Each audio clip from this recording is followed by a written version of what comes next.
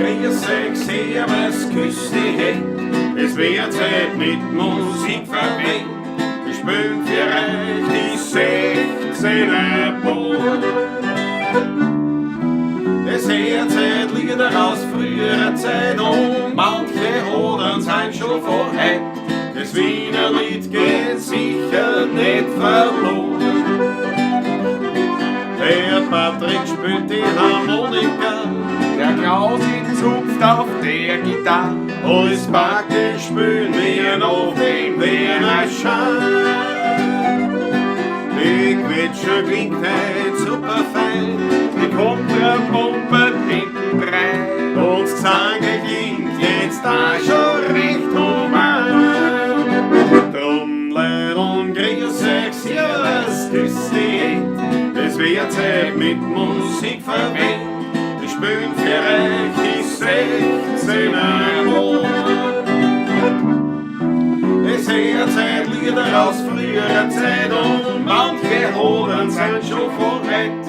Das Wiener Lied geht sicher nicht verloren.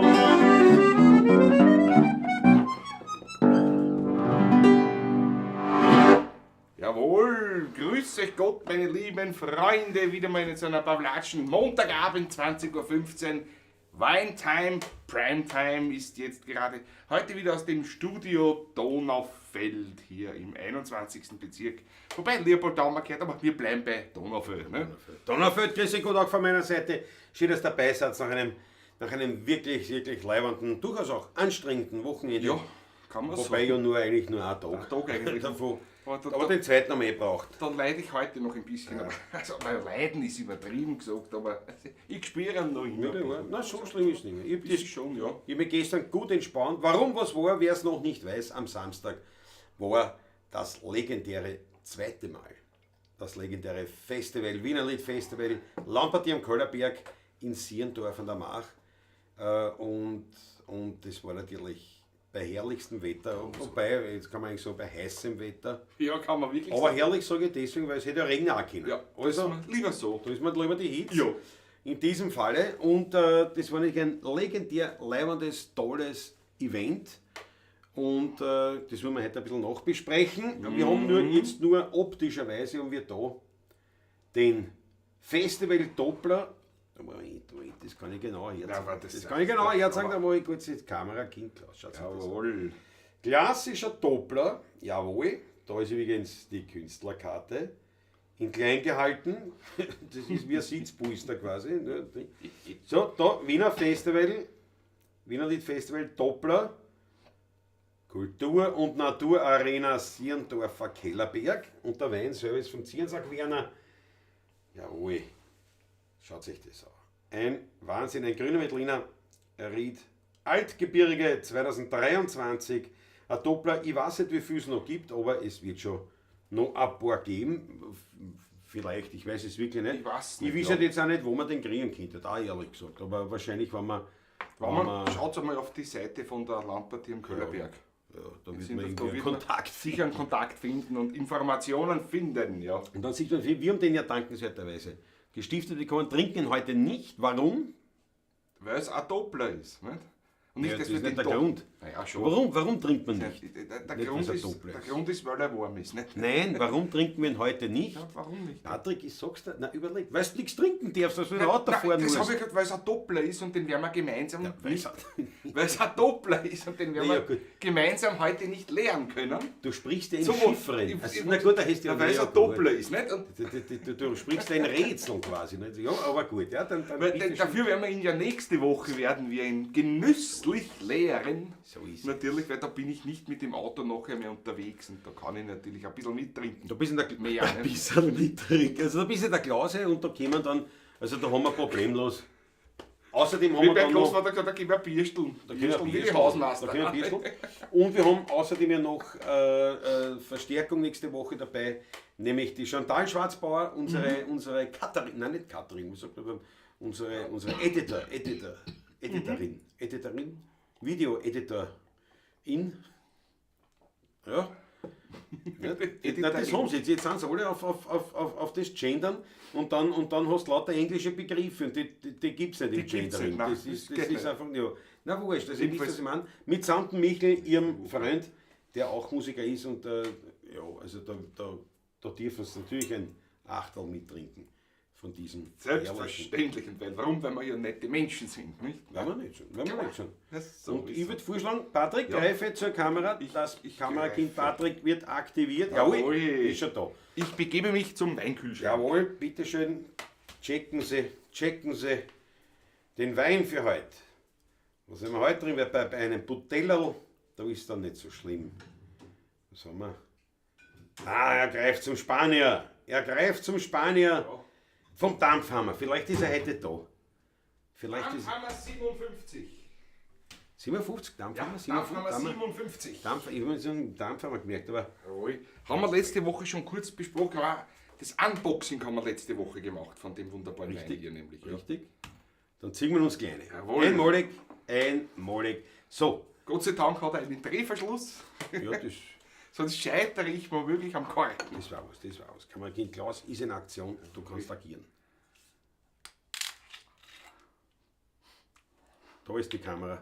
Achso, ja, da ist der Kamerakind Klaus ist es. Nein, natürlich nicht. Natürlich.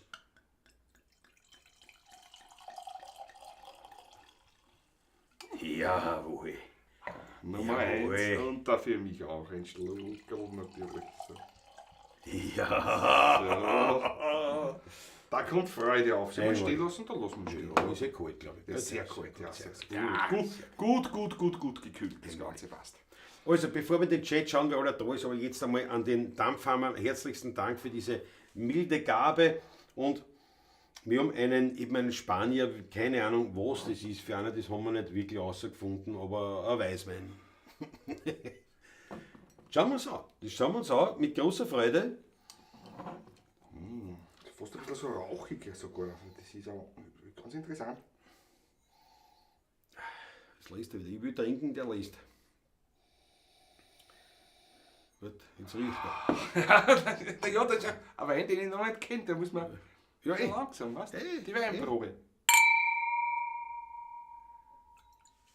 Zum Wohle, auf euch, gell? Sehr zum Wohl. Und natürlich auf Dampfhammer 57. Weltklasse. Danke für diese spanische Spende.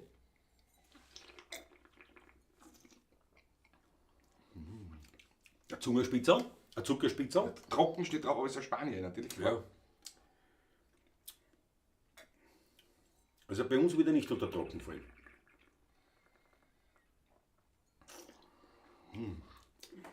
Ein Traubensaft. ausgezeichnetes Zucker- und Säurespiel, würde ich sagen, gleich mal als erstes. Und Also wirklich von sehr, den sehr Früchten geschmacklich. her, fast ein bisschen so Marillen oder Marün.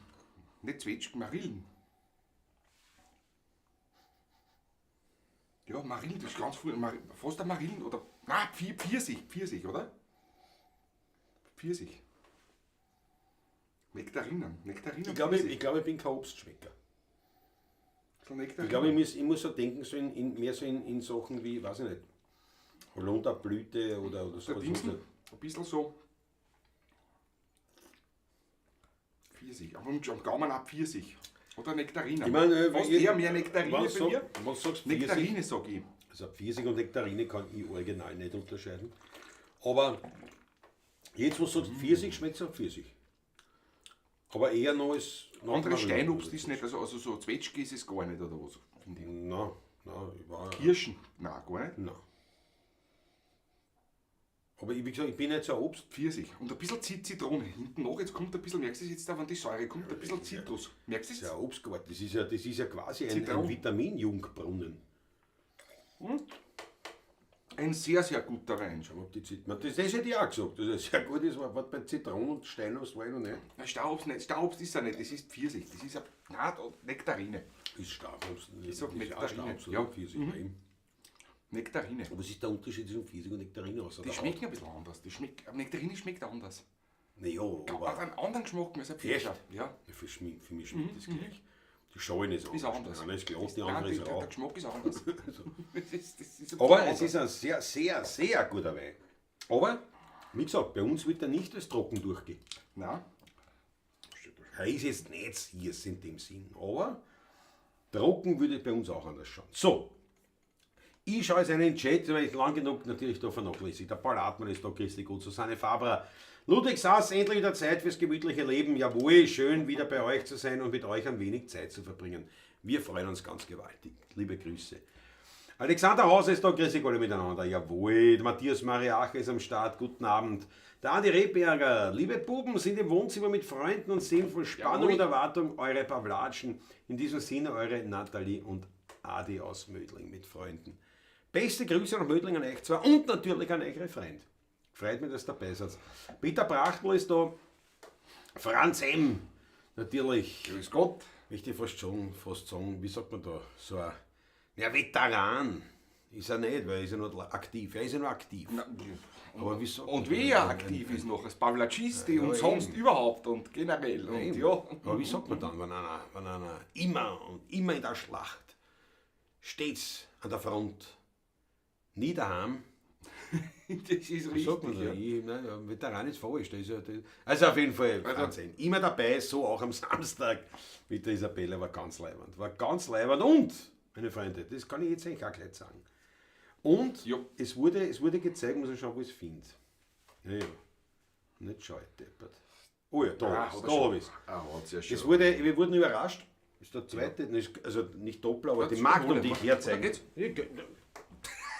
Komm, wir beide. Gehen wir beide her. Gehen wir beide, dann haben wir die Schädel zusammen. Ja, in Klasse. Mitten am Ding. Wir können festhalten, der Jawohl. Tisch ist zu klein. Definitiv. Ja, wir brauchen einen größeren Wir brauchen einen jetzt größeren. für die Zukunft. Wir wurden beehrt mit einer Magnum. Aber warte, da muss ich jetzt filmen. Die müssen wir herzeigen. schön. Natürlich. Ja. Die herzeigen. So, mit einer Magnum, das ist halt vorne, ne, das Etikett vorne und hinten. Bio-Weingut Zierensack, 30 Jahre, 16er Burm, ein Merlot 2021 und jetzt kommt's. Ausgebaut in der Amphore. Du musst doch herschauen. Ja, achso, ja. Siehst du das? Siehst du das? Was Da muss ich schauen. Ich zeig's noch hier, aber man kann es nicht, ich lese vor. Ist gescheiter. Das Bessere? Ja, ja. Ausgebaut in der Amphore. Was sagt sie jetzt da? Werner ist ein Genie. Merlot. Und den haben wir bekommen, der Patrick an und Jan. Warte, ich kann wieder da. Großschalten. Jawohl. Danke, Patrick. Einmalig. Ui, wir sind schon da. Also, jetzt schau wieder dort schau wieder da rein, die alte Kamera. Erst, wie lange machen wir das jetzt? Vollprofis haben wir da geglaubt. Wir Ne? sind sowieso voll Profis. Sind alle Das immer wird- begeistert, sind alle das immer so weiß man. begeistert, wo Kameras sind. Die ganzen Produktionen. Nur wenn wir es selber daheim machen, können wir es nicht. Ja, wir sind ja keine nicht Regieprofis. Du, aber auf jeden Fall, das war eine große Überraschung. Eine Magnum für dich, eine für mich. In der Amphore ausgebaut, wirklich was ganz was Besonderes. Ganz leibend. Bio-Weingut mächtig. Zierensack, ein lieber Freund geworden, muss ich Der sagen. Werner, Die absolut. Familie Zierensack, seine Frau auch ganz, Ja. ganz Ja, liebe, natürlich. liebe Leute, die zwei, ja. Ja. Und was ich sagen, muss ich die Maria lieb grüßen, das ist meine Nachbarin, die sind nämlich auch Ja. sehr gut bekannt, sind Faberköchl. immer gemeinsam auf Messen und sind immer froh, wenn sie gemeinsam einen Stand gemeinsam haben, weil sie ja auch Bio-Betrieb ist und so weiter und sie auch spielt mit so Naturweinen und solchen Sachen, ja. Die Familie Faberköchl. Muss ich morgen ganz lieb grüßen lassen. Bitte darum, auch von mir. Grüß dich auch gern. Und haben ja auch einen sehr guten Wein. Einen sehr guten Wein. Sehr speziell auch diese Orange-Weine und so weiter. Ne? In so einer Natur eigentlich, Orange haben es nicht in dem Ja, Sinn, okay, aber ja. Ja, für mich ist das so, das ist mir zu teuer, für Aber das, es dass gibt, mir auch, nicht es schmeckt. gibt aber auch ganz normal. Also Ja, irgendwie ausgebaute normal. Weine Ja, auch. nein, Wie beim Werner. auch. Richtig, Also, richtig. Ja, da bin ich dann daheim. Da haben sie wirklich ausgesprochen. Ich meine, es sind ja diese anderen Weine auch sehr gut. Für Liebhaber. Für Liebhaber, ja. Ich brauch's nicht. Mir ist das teuer und es schmeckt. Ich koste immer. Daher. Ich koste Ja, es Kosten gern. ist schon spannend. Ne? Und wie gesagt, der eine, Kosten ist schon spannend. eine taugt mir durchaus. Ja. Von mir, ja. Ja. Aber gut. Du hast auf jeden Fall auch so eine Flasche. Ich habe auch so eine Flasche, ja. Da Die haben wir werden wir noch bei dran. gegebenem Anlass, werden wir die uns einmal wirklich zu Gemüte führen. Ich freue mich schon drauf. Aber der ist durchaus auch lagerfähig noch ein bisschen, also den können wir ruhig ein bisschen noch reifen lassen. Der ja? geht noch, der geht noch. Im Keller liegen lassen, ja. Aber auf jeden Fall wurden wir also mit diesen Flaschen Weinbier auf der Bühne. Und dann natürlich haben also nichts mit, gewusst davon, mit natürlich, einer muss man Würdigung sozusagen zum 30er. Und dann wurde präsentiert das Banner. So spannend, da schau her. Wir die 16er Partie, erster internationaler Fanclub der 16er Burm. Jawohl, jawohl. Also, bei dem Foto, ich trinke gerade was. Die Schaublätter. Ne? Sperrgroland, unser aller Präsident, der zählt gerade scheinbar. Und schau das an. Ist das leibend? Großartig. Ist das leibend? Nein, das ist ja wirklich. Wir haben uns wahnsinnig gefreut. Dieses Banner ist jetzt Absolut. Das heißt, überall dort, wo der Fanclub auftritt, also wo wir auftreten und der Fanclub natürlich würdig dabei vertreten ist, mit Banner mittlerweile. Einmalig, das war eine Riesenfreude. Das Und ist ein Schluck wert. absolut Schluck wert. Das Das muss ist ein ich Schluck sagen. wert. Dankeschön noch einmal. Danke dafür. nochmal. Ja, Und die absolut. Überraschung ist wirklich gelungen, weil wir haben wirklich nichts geahnt davon. Nicht einmal irgendwas. Gar nichts. Ich hätte nicht mal sonst selbst, nein, gut, ahnen, ich hätte nicht, war nicht, aber es war nicht War wirklich du, ja, lang. absolut. Eine Ehrung mit dem Flaschel Wein. Wir sind heimgegangen mit dem Doppler, mit dem Magnum, alles dabei gehabt. So, das ist mir jetzt alles gekommen, weil ich Franz M. begrüßt habe. Ich bin mit dem Begrüßung weitergekommen. Ja, Jetzt noch muss ich ja. schneller durchgehen, meine Freunde. Landesstaater Markus, der Fritzl Stadtgus, unser aller Grand Seigneur ist da. Jawohl, der Thomas Faber ist am Start.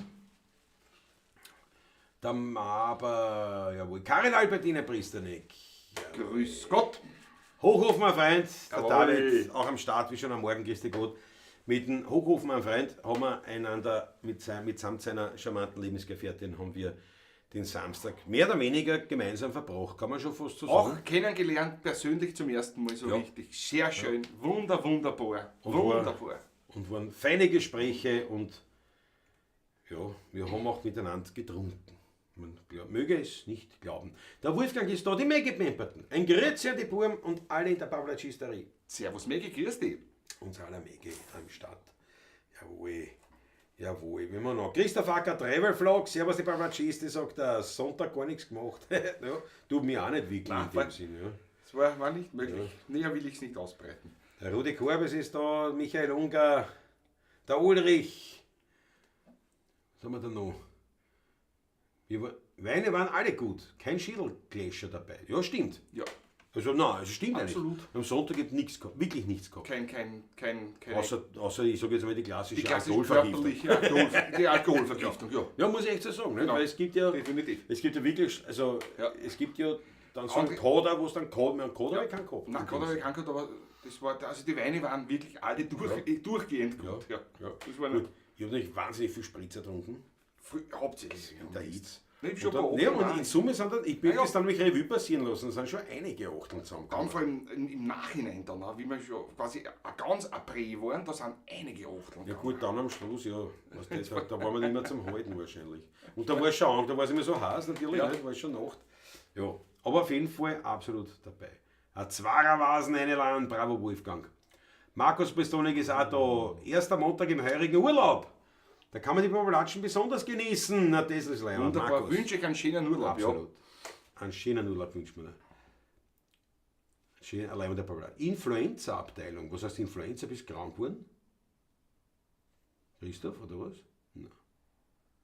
Gender klingt so wie Chinöen. Bravo, Wolfgang. Das gefällt Ja. mir. Ja, das ist aber auch nicht schlecht. Ja. Gefällt Nicht mir. schlecht. Gefällt Ja, mir. KTM-Junkie ist da, jawohl. Servus, grüß dich. Das stimmt, man kann doch aus der Flasche trinken, sagt der Christoph Acker. Klaus sagte mal, dass es doch auch ein Glas ist. Ja, ist eben halt Besonderes halt. Ne? Freunde, ich als Lehrerin kenne keinen Begriff wie Editorin. Obwohl die Sprache das Wort Editress an sich hergeben würde. Analog Waitress Hostess, ja, stimmt eigentlich. Editress. Chantal, unsere Editress. Ja, aber es klingt nicht gut. Es klingt nicht gut. Es klingt nicht so gut. Das ist komisch. Das klingt komisch einfach. Ja. Schau, das auch, der Wolfgang hat so einen Stiegel rein. Schau, ich bin ganz woanders noch. Freunde, da muss jetzt ein paar überspringen. Es tut mir leid. Ihr seid ja großartig. Bei uns im Chat, es wird das derartig viel geschrieben bei uns, das ist ja ein, es hat ja wirklich ein Wahnsinn. Ja. Der Raffi ist da, grüß dich gut. Ja, Matthias Mariacher sagt schon, sie werden einen größeren Tisch brauchen. Ja, wenn wir jetzt statt Potent Doppler trinken, dann wird das natürlich. Ja, der Magnum. Stell dir vor, es kommen dann die Doppelmagnum irgendwann. Ne? Ja. Also, Entschuldigung. Der Ackerl ist trunken mit was am Tisch steht. Schau, der Udi hat sich im Lager aus in Laben letzte Woche ein Haartröpferl reingehauen. Hat passt, jawohl. Jawohl. Weißt du, da nicht wegen wegen einem Brennraumtreffen, gell? Aber da haben wir gespielt, da habe ich nicht können, weil ich war gern gekommen mit der Honda Monkey zum Adler rauf, aber leider. Also nicht leider, wir haben Gott sei Dank gespielt, sagen wir so. Jawohl. Uschi Sieger hat heute Geburtstag. Jawohl, bravo. Ein Hoch auf die Uschi Sieger. Ein Hoch auf die Uschi Sieger. Trink mir gleich einen Schluck auf die. Da bin ich dabei. Ja, was denn? Bin ich sicher dabei. Yes.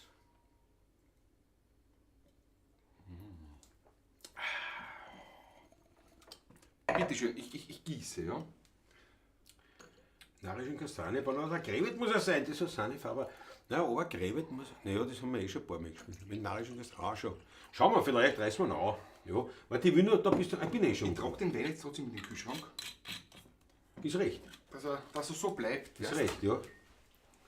Das Foto vom Banner könnte auch von mir sein, sagt der Christoph Acker. Warum? Isabella hat zum richtigen Zeitpunkt abgedrückt, definitiv. Leider das Foto. Auf das alles passt der Wurstel, den werden wir dann anspielen. Schau, Sigi Schröter ist auch da, liebe Grüße, Christi Gott. Thomas Brunn, Servus aus dem Bregenzer Wald. Oh, Ja, das ist ja ganz drüben quasi. Also, Ja. da kommen wir nicht auf die Gache vorbei. Das ist Nein, leider. Thomas Brunn, Christi Gott, schön, dass du dabei bist. Junkie sagt, ein gescheites Zwiemandel. Der Chanti ist die Influencer-Abteilung und ich bin mit mir das Filmteam. Der Ackerl, naja. Naja, das stimmt da schon. Es wird schon werden, Ackerl, es wird schon werden. So, jetzt der narischen Kastanienbaum für die Susanne Faber, dann in Wurstel für den Wolfgang. Wobei der Ulrich war in der Laben, war er gar nicht beim Schillinghaus. Das ist eigentlich ein Im Lagerhaus. Lagerhaus, das ist genau, aber da gab es ja ein Wirtshaus auch. Da wird er vielleicht nicht offen gehabt haben, an dem Tag. Ja, nein, warte, das war Samstag. War das. Samstag ist an sich? Nur bis Mittag offen. Nur Mittag. Samstag ist der einzige Tag, wo am Ja, Nachmittag das zu weiß ist. ich, weil das eine Mal Samstag bin ist ja Nachmittag zu, ja. nachher mit der Motorradpartie mit dem großartigen Grausenieur Fritzl Startguss und mit Ackerl sind wir ja da vorbeigekommen bei der Tankstelle und da ist der Schilling. Und da waren wir noch bei ihm in der Garage, hat uns noch seine Mopeden alle gezeigt. Und alles hin und her und dann irgendwann sagt er, nein, über ein Wirtshaus auch. Und dann ist mir ein Steig gefallen, na warte, was heißt Wirtshaus? Wir sind nicht erlauben, da gibt es jetzt nicht so viel Wirtshäuser. Also im Moment einmal Wirtshaus, was nicht, bist du der Schilling? Sagt er, ja. Jetzt weiß ich, woher ich die kenne, aber da haben wir uns schon 1,5 Stunden in der Garage aufgehalten. Also ich bin auch nicht so ganz viel. Jetzt hast du in der Laben die beste Beziehungen dorthin natürlich gehabt. Ja. Mit so noch nah, nicht? Bis du dort gewohnt hast, waren wir ja viel dort. Das auch war im mein Schilling, Wohnzimmer im Vormittag. Weißt du schon? Ja. Und dann war es da im Zug gehabt, das Lokal. Nicht? Das hat mit Twitter gesagt. Klagenfurter Rudi Korbes, jawohl. No? Mit was fangen wir jetzt an? Mit dem Wurstel. Mach in Klagenfurter. Mach in Klagenfurter, Mach in das ist jetzt was, Klagenfurter.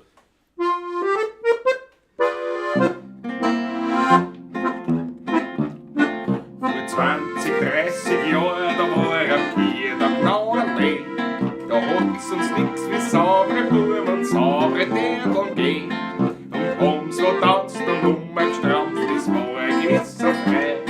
Ja, sehst du's war einmal da, zumal noch kein gesunde Leid. Wann der Riesig hat noch gesungen und es war ein gewiss kein Pflanz. Kecke, Tanz und Lieder war mir von den Dirndl gewandt. Der dicke Pepe Korn und der Franzl, alle drei. Ja, haben's vertanzt und umgestrampft, da waren wir gleich dabei. Heut geht's mit Singen schwer, wir haben keine Stimme nicht mehr, tanzt wieder nicht so, wir sind aus Heu und Stroh. Ja, mir geht's schon, da muss ein Föder sein, wir haben auf der Welt keiner mehr der Geld.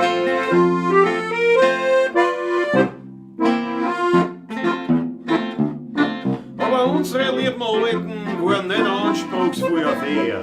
Fürs ganze Jahr ein Anzug, ein recht sauber und nicht mehr. Der Vater hat mit Schessel, Orangenhosen dazu. Ein schwarzes Samt im Westen, das nur für den alten Knurr. Eine große Meerschampfpfeifen mit einem silbernen Beschlag. Ein Schiebes über 20 halbe drinnen in seinem Sack. a Siegelringer Schawaren, von a Nägel gar keine Spur. Das Kupfer, was der Drogen hat, war auf der Nasenruhe. Schau mir heut an Gigerland, an so ein Tanderland oder ein Bieresgewand, ein Schleckerl in der Hand, ein Glas drin im Gesicht und in die Fürste Gicht, der Draht noch an der Welt, das bin nicht gleich. Na, das ist Zahnbring. Das ist Zahnbring. Jawohl. Jawohl. Der Klagenfurter, der Klagenfurter. Beste Meldung vom Schilling damals, der Bartek war ein lieber Bub. Das war super von ihm. Er war lieb von ihm. Das Der gefällt war ein mir. lieber Bub. Jawohl, jawohl. Wie gesagt, sicher ist dem Klaus ja ein Bagger wichtig als ein größerer Tisch. Jawohl. Bravo, Mege. Vollkommen richtig. Seit heute steht mein Motorradl im Willhaben drin. Funktioniert der Link schon? Ja, Passt. funktioniert schon. Funktioniert schon und Ich habe mich nämlich gleich vorgeschlagen, wie ich in Facebook eingestiegen bin. Sehr gut, Das war das sehr Erste, was gekommen ist, du hast will haben, und man dachte, da schon ein bisschen Ja. von dir ist. Also. Ja, es ist soweit. Es ist soweit, ich gebe es her. Und dann steht, also wenn das alles so hinhaut, wie man das vorstellt, nichts Besseres reinkommt und nichts Schlimmeres passieren soll, dann wird im November wahrscheinlich, weil der war ja der Schlieferbohr, im November ein Bagger in der Klasse stehen. Also heuer noch, das ist ja was. Na, das ist doch was. Ja, oder? was da war, ich greife ins Gesparte. Also, Ja, schau mal, was das das Motorrad Motorrad gibt. gibt. ja. Na, den Aufpreis, den hole ich. Der ist drin. Ja. Werden wir schauen. Wollen wir nicht über ungelegte Eier reden, aber Ich freue mich schon riesig drauf, muss ich ehrlich sagen, weil ich dann auf Besuch komme zu dir. ja, wieder jetzt. Werden wir Bagger fahren. Wer viel Sprit brauchen, Ich wäre sicher, jetzt mal so gleich mit ein paar Kanister kommen, vielleicht, was sicher ist sicher. Ja. Ne? So mit 50 Liter einmal so als Start. Ja, das brauchst du auf jeden Und Fall. Gut, das ist allein schon zum Üben. Und das haben wir gleich weg, das ist gleich weg wieder. Das ist ein kleiner Weg beim Üben schon. Aber du weißt nicht, beim Bagger, da brauche ich ja Öl auch und alles. Das ist ein anderer Verbrauch. Aber ja, wie auch immer, auf das freue ich mich schon. Aber ist noch nicht gemacht. Zuerst verkaufe ich. Matthias Mariacher fragt, welches verkaufst? Das Flügel oder die Manke? Das Flügel habe ich schon lange nicht mehr. Ich habe schon längst, seit den 22er Jahren, die Kawasaki Z650 RS und die verkaufe. Und die Manke, die steht da in Wien mit der Fahre. Die Die ist in Betrieb eigentlich. ist in Betrieb. Die ja. Kawasaki hat original 1766 Kilometer. Das ist nichts. In 2 Das Jahren. sind 2 Jahre. Das ist gar Nein, nichts. das ist ein Wahnsinn. Drum weg damit, es nutzt nichts. Ich mich schon geistig davon. Aber ich habe Da habe ich auf mein Vorrat mehr drauf. Na ja, gut, Von leicht. 11 Monaten schon. Ja, leicht. Ja, wenn ich nichts vor kriege, ich keine Kilometer auf. Das ist halt so. Ja. Ja. In Klasse Bagger bekommt sicher einen Flaschenhalter. Ackerl, ganz sicher. Ganz sicher.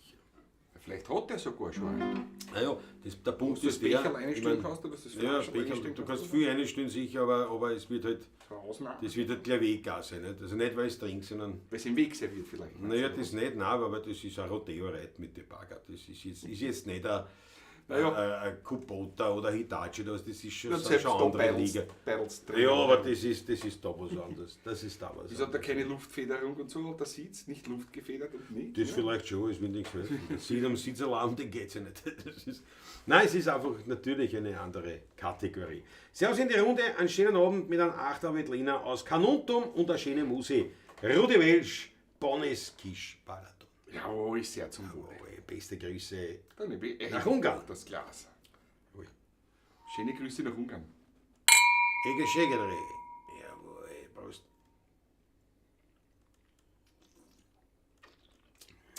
Auf das man stets freundschaftlich mit der Rendöschek verbunden ist. Hochhofer Freit sagt, ihr spielt so super und bringt mir am Geschmack.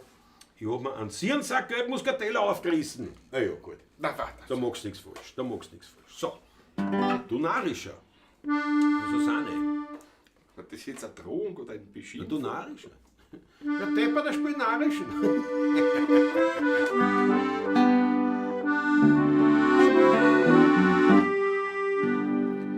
Du narischer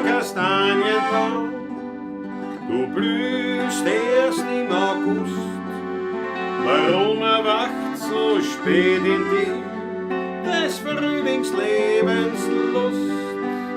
Du narrischer Kastanienbaum, du bildest dir wohl ein, du könntest, wo der Herbst schon naht, eine junge Frühlingsstürme sein.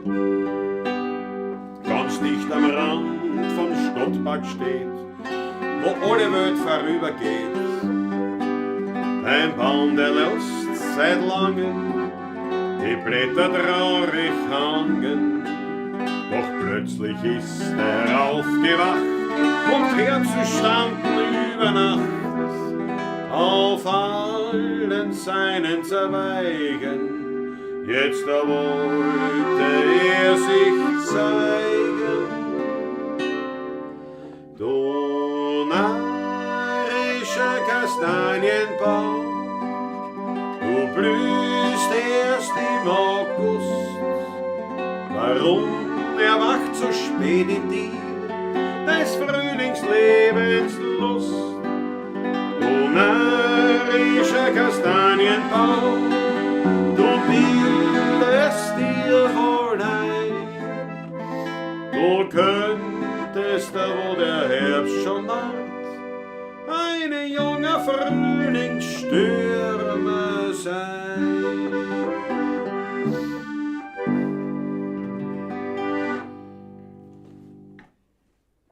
Jawohl. Die Öte wären so besser gefällt mir das Lied. Das ist auch Nein, interessant. es ist ja eh ein schönes Lied. Es ist halt Ja. nur, es ist halt, du merkst halt wirklich, dass vor allem die Strophe, dass die wirklich geschrieben worden sind, also alle, nämlich, wir spielen eh nur die eine, aber dass wirklich nur geschrieben sind, dass eine Strophe da ist. Also es ist wirklich jetzt einfach, es ist von der Poesie her wirklich nicht gut einfach. Also die Strophe. Der Refrain ist die sehr Melodie, schön, so. die Melodie und und der der Refrain Refrain sind ist sehr wunderschön. Aber muss man echt so sagen, ich finde es halt so. Es ist so nichts. Wenn jemand dieses Lied wirklich liebt und denkt, dann möge er sich jetzt nicht auf den Schlips getreten fühlen. Es ist einfach wirklich meine persönliche. Also der Text von den Strophen gefällt mir wirklich nicht. Der Refrain und die Melodie wirklich Ja, sehr schön, schön. wunderschön, Wirklich sehr ja. schön. Wirklich sehr schön. Wunderschön. Schau da was an. Franz Ehm sagt, na gut, der war der Köhl Muskateller. War am Köllerberg gegen Ende schon aus. Naja, das ist natürlich. Wie passend, sagt der Markus, bin ich bis vor kurzem noch durch den Blütenteppich der Kastanien geschlurft. Na schau. Paul Hartmann sagt, wieder ein neues Lied für mich. Toll. Na schau, hat auch noch nicht gehört. Im narrischen Kastanienbaum, ne? Siehst du das? Das freut mich, wenn sie da hinkommen. Das freut mich. Und jetzt da. Wer war das? Ich glaube, der Wolfgang. Mit Wurstel. Unbedingt. Bin Ganz ich lang. Bin im Anschlag.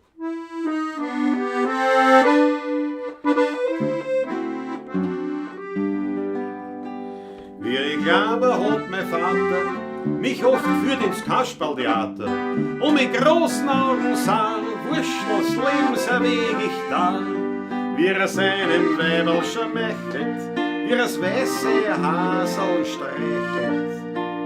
Dann da schluckt er seine Frau, warum, naja, das weiß ich nicht genau. Das sind bitterböse Geschichten, doch der Wurstel kann sich's richten, der mit Tod und Teufel rafft, bis er die Polizei verhaftet, wird das Krokodil gefährlich, ausgehen tut sich alles herrlich. Und ins Büchsel kommt zum Schluss der berühmte Obolus.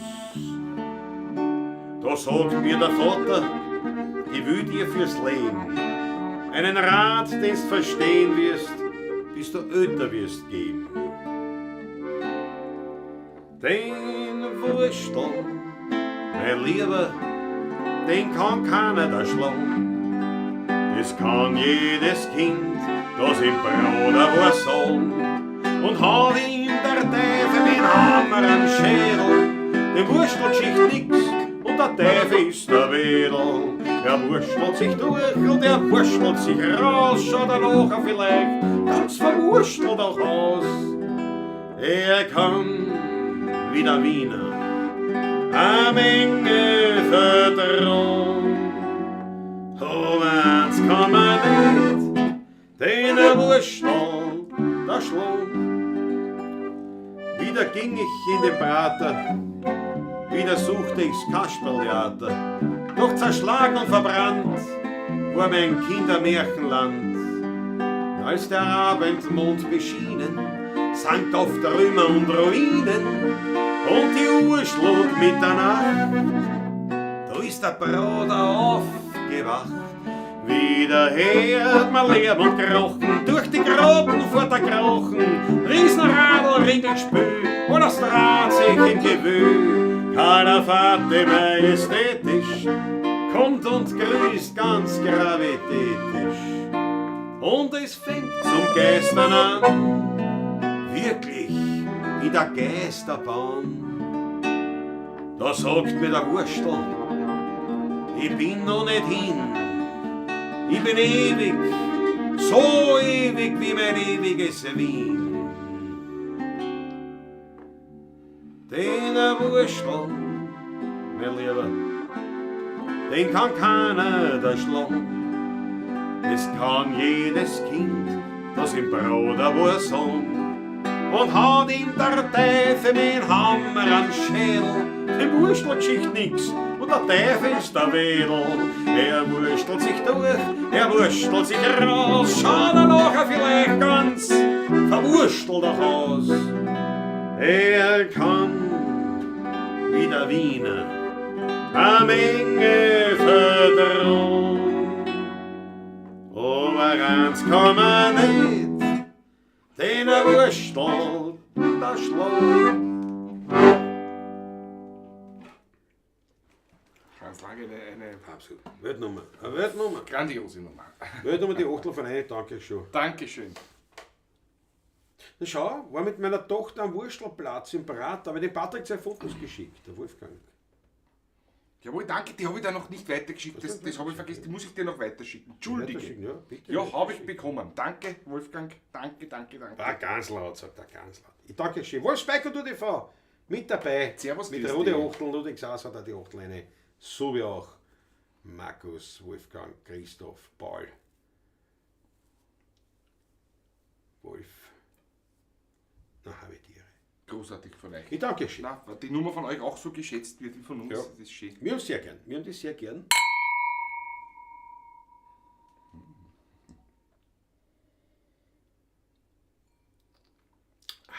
Es gab noch am Samstag auch die W24-Bühne, War gut. wo wir auch realisieren durften. Und 3 Lieder davon wurden mitgeschnitten für W24, das Wiener Stadtfernsehen, glaube ich heißt es. Aber Ja, auch genau. für ORF3. Zumindest ist das. In Planung für nächstes Jahr, genau. Und also es wird es auf jeden Fall W24 irgendwann geben. Ich nehme an, die werden irgendwie mitkriegen, wann es das gibt. Ich hoffe doch. Und natürlich auch, hoffe ich auch, wenn das dann ist, in ORF3 ein Kultursender. Daher nicht schlecht. Ja, wenn wir im Kultursender vorkommen, das ist gar kein Fehler. Ne? Gar kein Fehler. Wir freuen uns natürlich auch ganz besonders über eben W24, weil es ja immerhin der Wiener Stadtsender. Und war sehr leibend. Wir haben 3 Lieder gespielt, in Biesenberg, die Skyline und die Röslungen. Also diese 3 Nummern Die 3 wurden Nummern kommen, ja. mitgeschnitten. Wir hoffen, das Beste. Ein Kurzinterview, also gut, Interviews, gut, nicht zwei Sätze, Stellungnahme, haben wir gemacht. Die Mama M ist da, jawohl. Harry Schneider Font ist am Start, einmalig. Yes, gut. Wozu geht Wolfgang am Wurstelplatz, wenn Patrick die Fotos nicht weiterschickt? Ja, stimmt ja nicht. Ja, es ist untergegangen einmal, tut mir leid, aber es sind nicht die einzigen Fotos, die kommen. Mein lieber Christoph, weißt du? Du, der Rudi vom Balaton, vom Kisch-Balaton muss man sagen, vom kleinen Plattensee, hat einen Wunsch, es passt eigentlich zu ihm, nachdem er ja wirklich eine Ponyzucht hat. Da unten. Und zwar, Das müssen wir machen. Ja, auf jeden Fall. ja, Ferkel, ganz Nein, auf jeden ganz Fall, ganz klar. Rudi, machen wir. Ganz klar mit besten Da Grüßen sind wir dabei. an den Kisch-Balaton. Wenn wir können, spielen wir der Patrick ist hingewickelt. So, geht schon wieder. Ja, das ist gerade stehen geblieben, der Ja, Stream. nein, Ich das ist weiß die nicht Technik. warum, aber er funktioniert schon Das wieder. ist ja auch immer grandios. Gell? Rot und wieder Auftritt, jetzt geht's wieder. Es war grandios, so wie heute. Heute zum Beispiel in der Früh ist er wirklich warm gestellt, gell? Pünktlichst. Pünktlichst, alles. Also, und hat der Ton nicht funktioniert. Also der Patrick hat mich nicht gehört. Na gut, wenn man nochmal antat, nochmal auftrat, dann wieder. Nochmal antat, nochmal auftrat, geht noch immer, dann noch einmal. Irgendwann hat es dann hingehauen. Das hat's dann Aber warum weiß auch keiner? Weiß Also, kein es ist jetzt nicht so, dass. Kein Mensch, nein. Wir sind da, ja. Ne? Ja. So, Fiakerlied mit Freuden.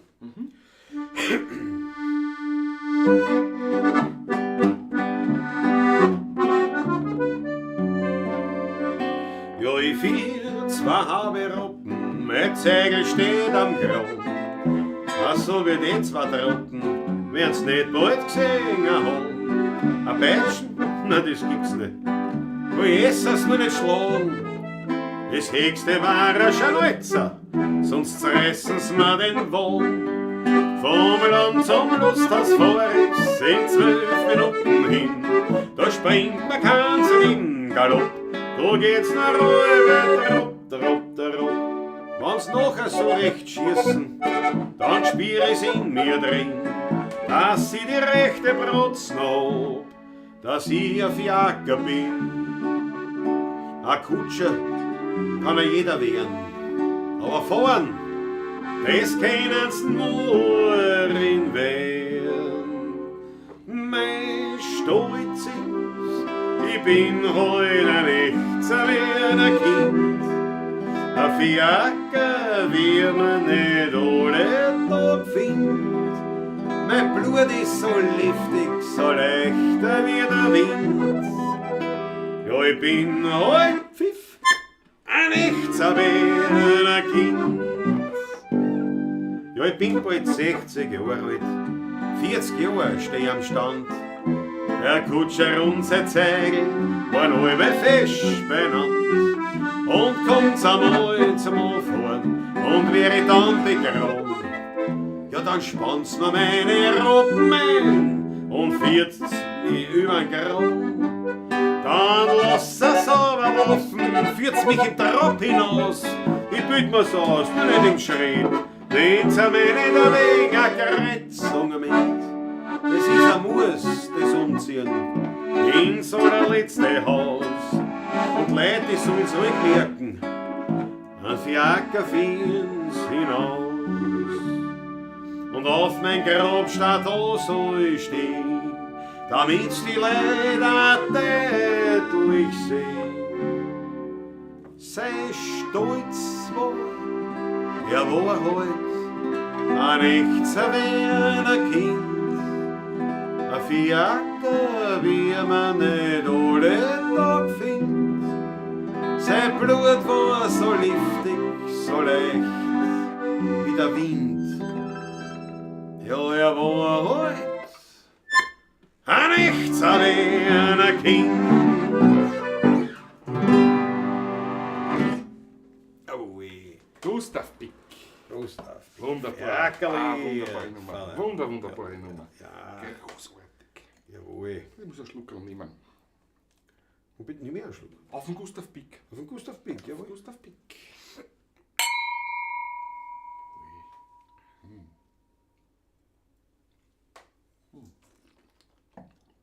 Je länger das wärmer wird, kriegt er schon Honiganklänge auch sogar. Das stimmt, Honig hätte auch geschmeckt. Jetzt da jetzt so ein bisschen Honig hätte das ich auch. Wachsige, ein bisschen so. Leichten Met. Met Dings, ja. Siehst du, hätte ich sofort da jetzt. Ja. Jawohl. Was suchst du? Was tust du? Nein, wollte ich ehrlich. Ganz nervös. Ganz nervös, du da herum. Weil das so gut ist. Jetzt wollte ich auf die Weinflasche gehen, aber das ist nicht da. Jetzt habe ich sie in den Kühlschrank gebracht. Warum habe ich sie in den Kühlschrank gebracht, dass es nicht warm wird? Jetzt ist es zwar kalt, aber jetzt ist es nicht da. Jetzt muss ich wieder Du gehen. musst aufstehen und gehen, weil ich meinen schon austrunken. Ich auch. Bin gleich da. Ein Traumtröpfel. Ein Traumtröpfel, ein spanischer. Und ich kann euch wirklich nicht sagen, wie der Wein heißt. Spanisch. Ich habe das versucht zu lesen, aber wir haben das nicht wirklich herausgefunden. Man könnte das natürlich auch eingeben in Google, im Translator. Oder so. Es steht definitiv keine Sorte drauf. Also Bist sicher? Nein, der hat nur einen Namen. Das ist ein Cuvée. Eindeutig ein Glaubst Cuvée, ja. du? Aber da steht Stehkübe, oder? Selektion Aurora. Das also ein Cuvée. Wirklich, oder? Steht Selektion Aurora ist ein Cuvée? Wie der Cuvée sein, Aurora ist keine Traumsorten, glaube ich. Also nicht, dass ich Ja, weiß ich nicht. Selektion, keine Ahnung. Oder? Klärt uns auf, wenn ihr wisst. Der Dampfer ist nicht da. Wo ist der Dampfer, wo was ist wir er? brauchen? Wir saufen seinen Wo ist Wein er und der denn? ist nicht da. Und kann uns nicht aus, den kann uns nicht aus der Patsche. Zumal mich sehr interessiert hat. Und hast du das nur hergebracht oder schenkst du auch? Das ist nur eine Frage. Ich wollte nicht unter Stress stellen. Ich bin noch immer müde vom Wochenende. Aber geh. Schau, der Rudi Weg sagt, Dankeschön, Ganselhaut und nasse Augen. Klasse, beste Grüße, Kischbaladon. Hasse zur Bonnezucht. Das ist echt leibend. Ja. Wir haben, wie gesagt, aufgenommen. In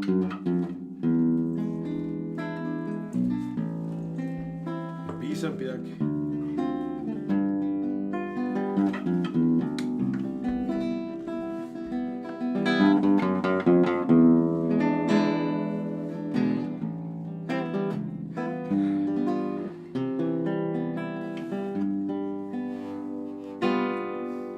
Ich hab am Weingarten am Biesenberg. Ich bin der gerne mit kein Mensch dort steht. Ich schau den Rennwirt beim Wachsen zu. Ja, ich hab dort meine Ruhe. In meinem Weingarten am Biesenberg. Razit wird noch recht und nicht verkehrt. Man kann die Vogel dort noch singen, hören und am Himmel, da siehst du die höchsten Sterne. Und noch an Regen sich die Wolken erst verzogen. Dann sehe ich über Wien einen großen Regenbogen. In meinem Weingarten am Biesenberg. Die Flecker lehrt es mir allein nicht kennen. Dort wächst die Songs ganz nebenbei. Es war der beste Tripfelwein.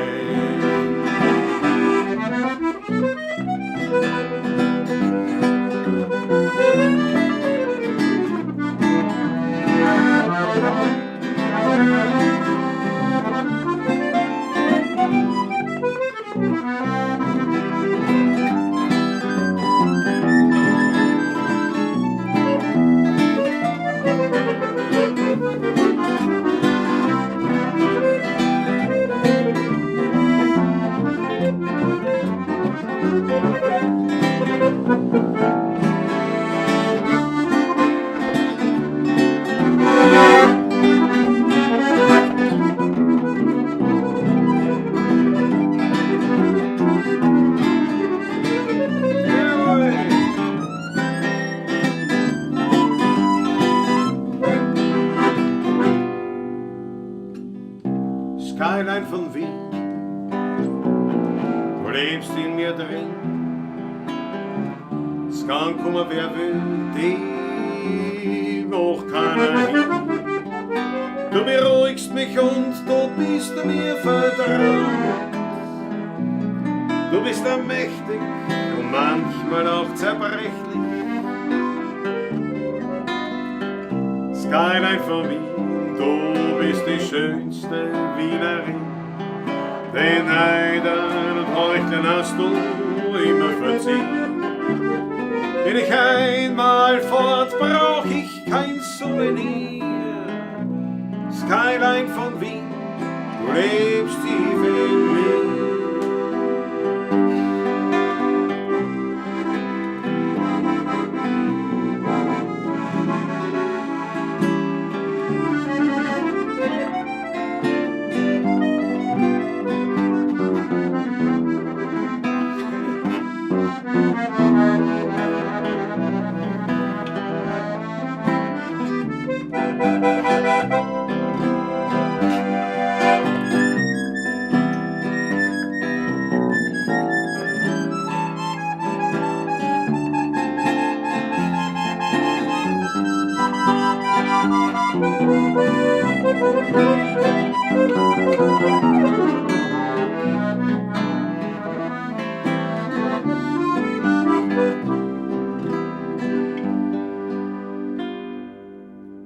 Ich hab am Weingarten am Biesenberg.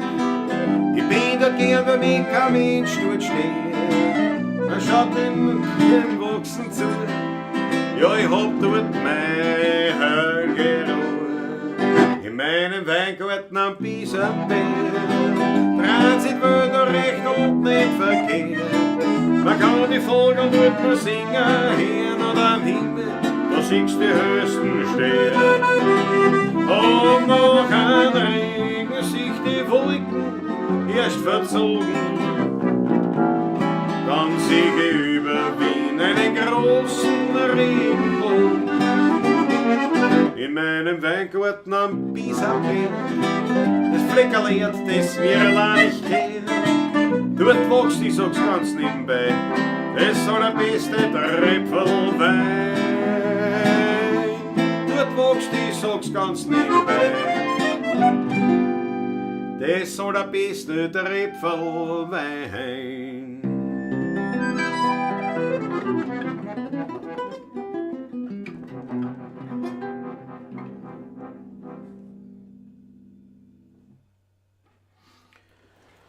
Ja, alle Frau, Was soll man sagen? Was soll man sagen, gell?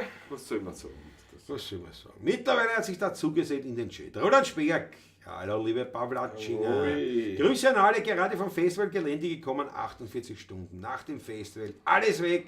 Landpass ist eine Weltpartie. Das kannst du laut sagen. Das kann man laut sagen.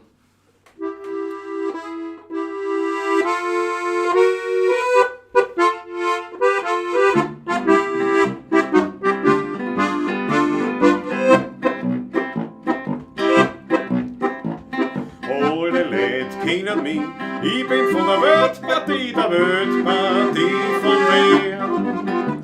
Gegen an mir auf an Wein, da schenkt er sie und sagt Vierlne, ja da haben's aber gern.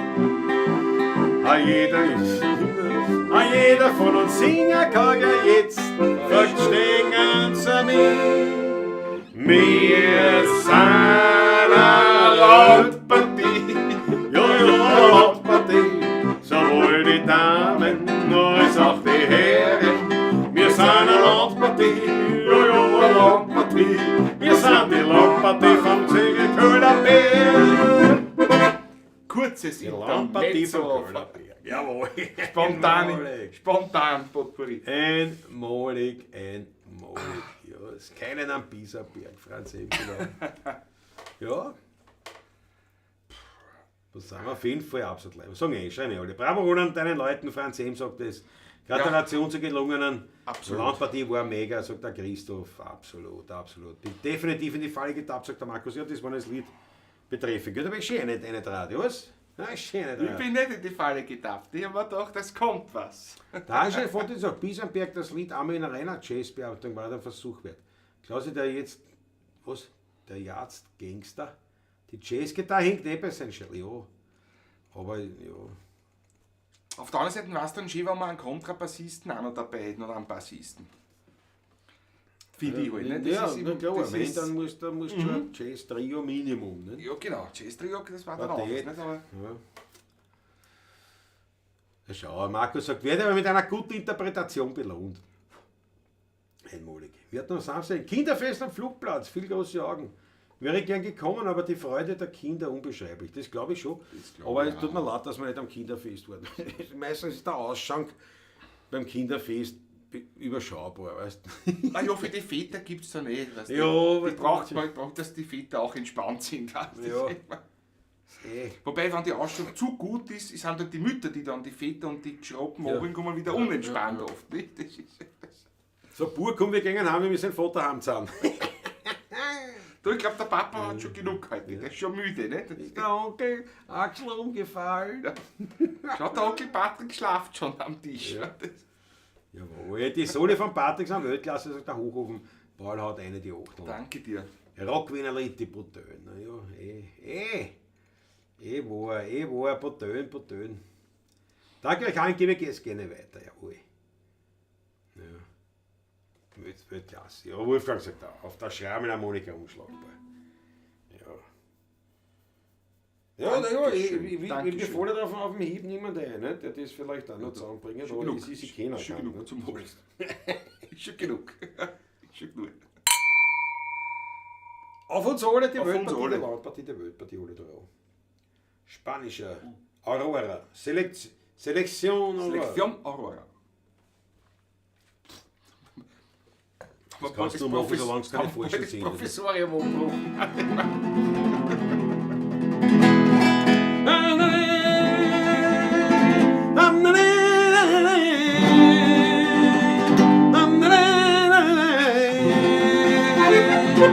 Una Shelby.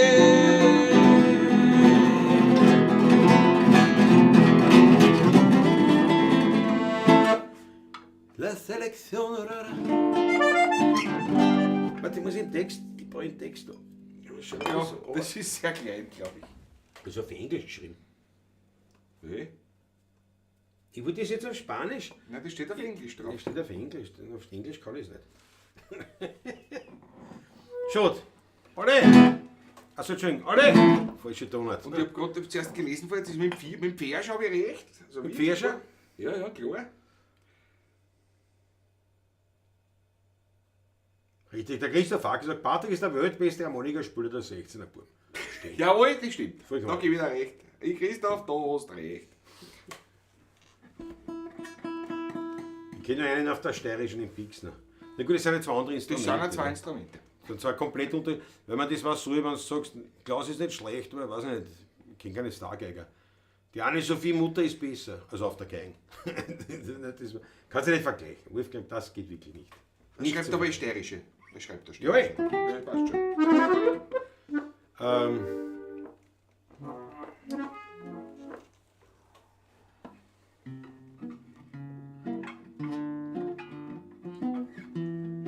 Weil wir an diesem Wochenende auch sehr wenig Gemüse hatten. Das ist heute der Gemüsetag, ja. Ich habe zum Mittag gefüllte Paprika gegessen. Ja, mit einer Paradeissauce. Das wird nicht.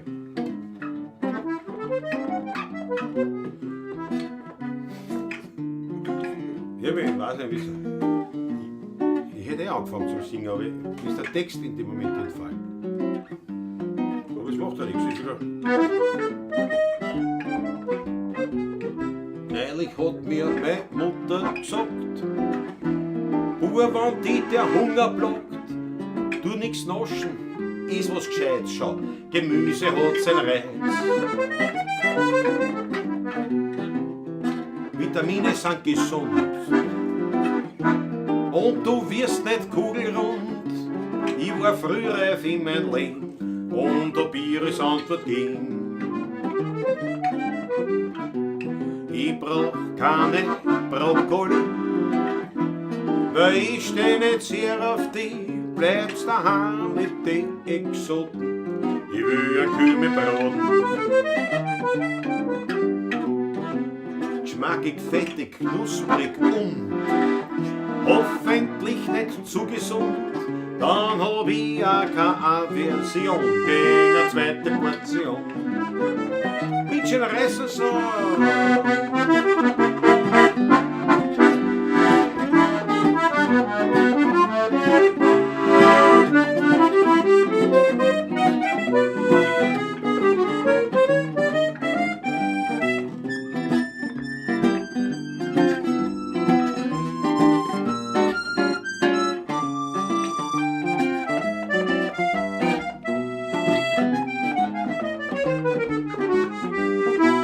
Ich brauch keine Brokkoli, weil ich steh nicht sehr auf die, bleibst daheim mit den Exoten, ich will ein Kühl mit Braten.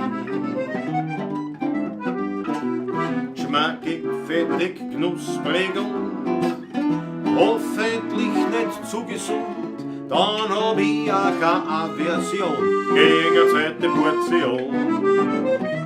Gegen eine zweite Portion, gegen eine dritte Portion.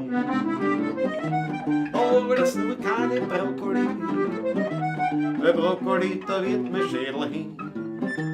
Und die Nieren spüren's auch gleich. Und die Nieren, weiß ich nicht. Aber auch die Leber wird hart. Und auch der Kühlkopf wird trocken, trocken, trocken, trocken, trocken, trocken, trocken, wenn die Brokkoli, die grünen, kleinen Brokkoli. Drum den Leber an Schweinsbraten, wegen den Magen an Kümmelbraten. Kümmel ist gesund. Kümmel ist ja auch Gemüse, oder? Mehr oder weniger. Bitte, oh, das kann ich Brokkoli.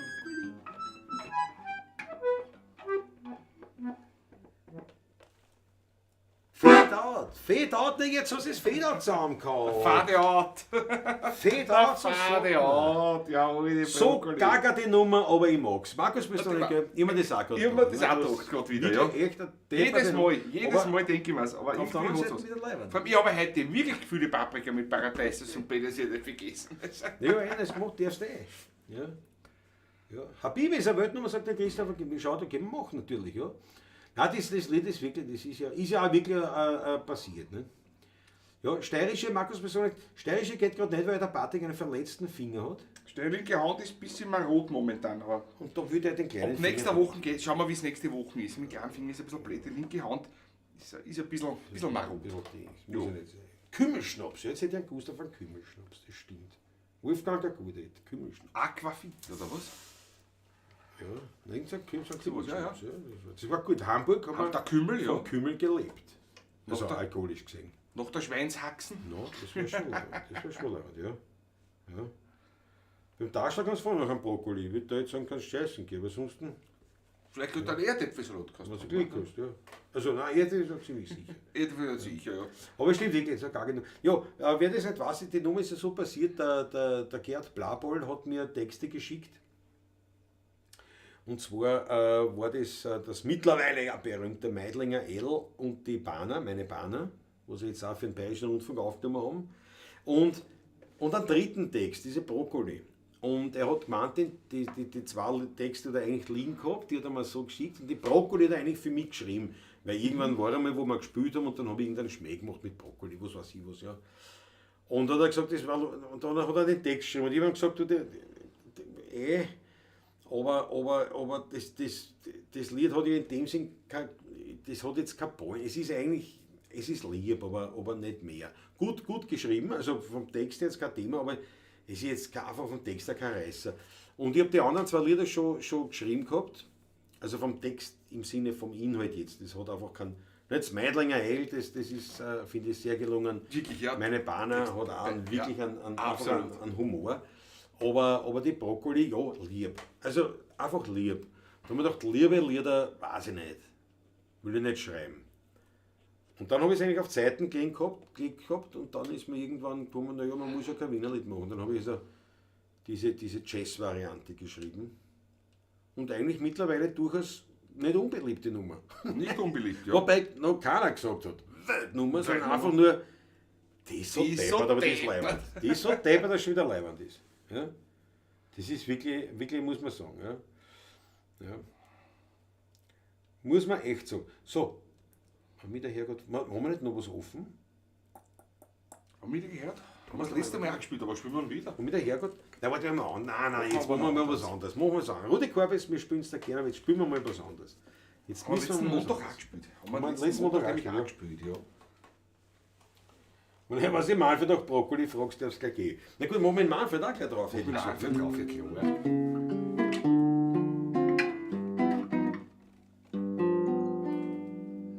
Zwischen Nussberg und Donau, am Rande von Wien, da liegt ein ganz kleines Dörfchen mit kleinen Häuserl darin. Und gleich bei der Kirche ums Eck, da liegt die Buschenschank Taschler versteckt. Klein in der Kirche vom Kohlenberger Dorf, da liegt der Heiriger ganz still und klein. Der Wein ist herrlich und nur ehrlich, und Musikanten spielen dort an. Die alten echten Wiener Lieder, vom Tod, vom Wein und von der alten Zeit. Drum findet man mich dort immer wieder, und ich find dort Gemütlichkeit.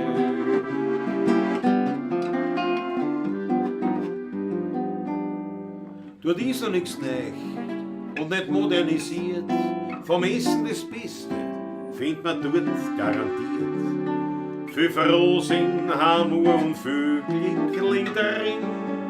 In der Busche schankt Baschler am Rande von Wien.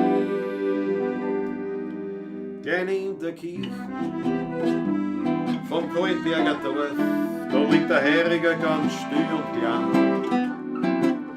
Der Wein ist herrlich und noch ehrlich, und Musikanten spielen dort an die alten echten Wiener Lieder, vom Tod, vom Wein und von der alten Zeit. Darum findet man mich dort immer wieder, und ich find dort Gemütlichkeit. Grüße so, Herr Professor.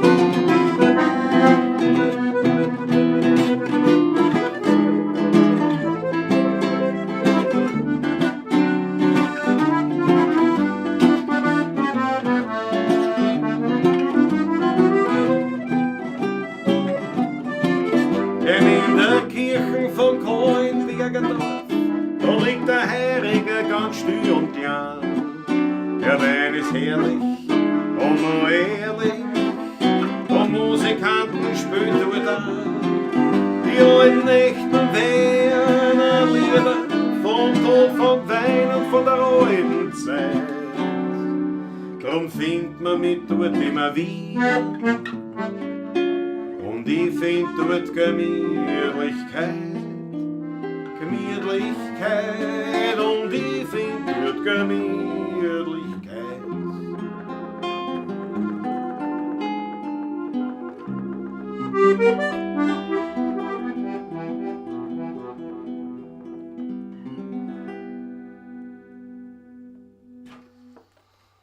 Jawohl. Jawohl. Der Harry sagt, versteckt ist gut, der Tasche da bin ich den Platz bei der Kirche. Naja, ja, ich mein, gut, was tut bei der Kirche, bei der Restaurierung gearbeitet. Jetzt weißt du es, aber jetzt an sich, wenn du den Taschler suchst, so offensichtlich ist er nicht. Und du musst schon einen Ort, ne? Du musst schon einen, ja. Aber natürlich, ja, ist ja ganz. Gut, ist ja auch nicht groß, das Kaltberger Dorf. Nicht? Das Dörfe, wie es heißt. Das Dörfe, ja, in der Tat. Du, pass auf, ich hätte gesagt, jetzt machen wir, was wir schon lange nicht gespielt haben, die Martinswand haben wir schon lange gespielt. Ja, so schön. Dann kommen wir überhaupt noch. Tiroler Wiener. Ja, na klar. Weil wir lieben Besuch aus Tirol auch gehabt haben, muss man sagen, ja. Haben wir gehabt, richtig. Von der Stubaier Freitagsmusik, die wir auch schon einige Jahre jetzt kennen, allerdings nur über die sozialen Medien und uns auch noch nicht persönlich über den Weg gelaufen sind. Und die waren in Sierendorf bei der Landpartie da, ganz liebe Leute. Nebst dass noch großartige Musiker auch sind. Ja, Du musst auch noch was sagen? was die? Ja, geht schon aus. Ja, ganz Glasl. Ja, das geht schon. Kann man ja aufheben auch noch. Nur so lange wird das nicht aufhören. Pass auf. Ja, auf jeden Fall genau. Wunderbares Wasser. Und da müssen wir natürlich. Denen können wir das Denen widmen. können wir das widmen. Ja. Das ist unter der Martinswand. Liebe Stubaier Freitagsmusik. Ganz eine Freude. Ein Tiroler Wienerlied für euch. Ein Tiroler Wienerlied, ja. Von Karl Föderl. Karl Föderl, ja. Hab's nicht falsch gesagt, sonst sage ich mir fiebrig. Also war der Föderl gewesen. War der Junge sozusagen. Der Junge. Ja, in was ist das? Das ist in C, glaube ich, gell? ja, der andere Frau dann in F.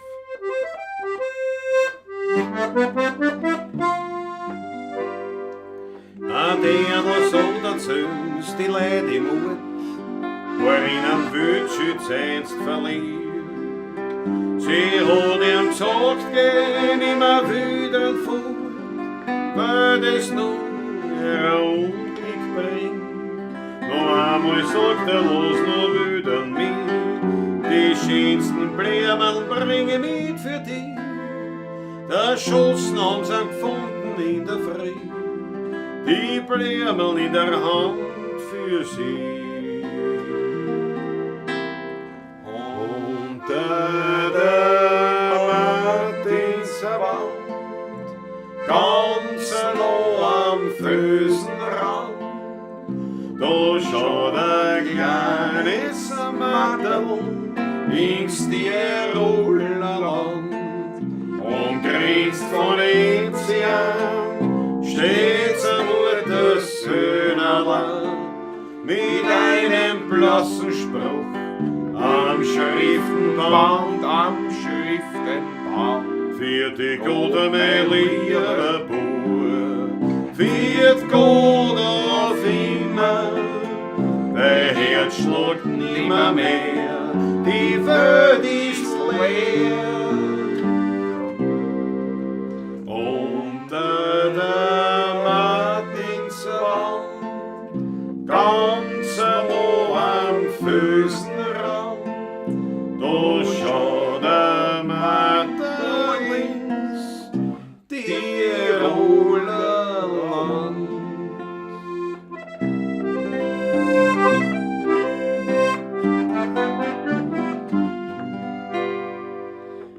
Jeder Wanderer, der vorübergeht, bleibt bei dem kleinen Matterl stehen. Er zieht seinen Hut und spricht ein Kurzgebet, kann er dann weitergehen. Der Wind wart leise übers Matterl hin und bringt ein Gruß vom Tannengrün, weil ein guter Freund vom Wildschütz war und spült dort in sein blonden Haar. Unter der Martinswand, ganz nah am Felsenrand, da schaut ein kleines Matterl ins Tiroler Land und grinst von Enzian, steht's am Muttersöhnerland mit einem blassen Spruch am Schriftenband, für die gute mein lieber Bub, für die Gott auf immer, der Herz schlägt nimmer mehr, die Welt ist leer. Unter der Martinswand, ganz nah am Felsenrand, da schaut der Matter ins Tiroler Land.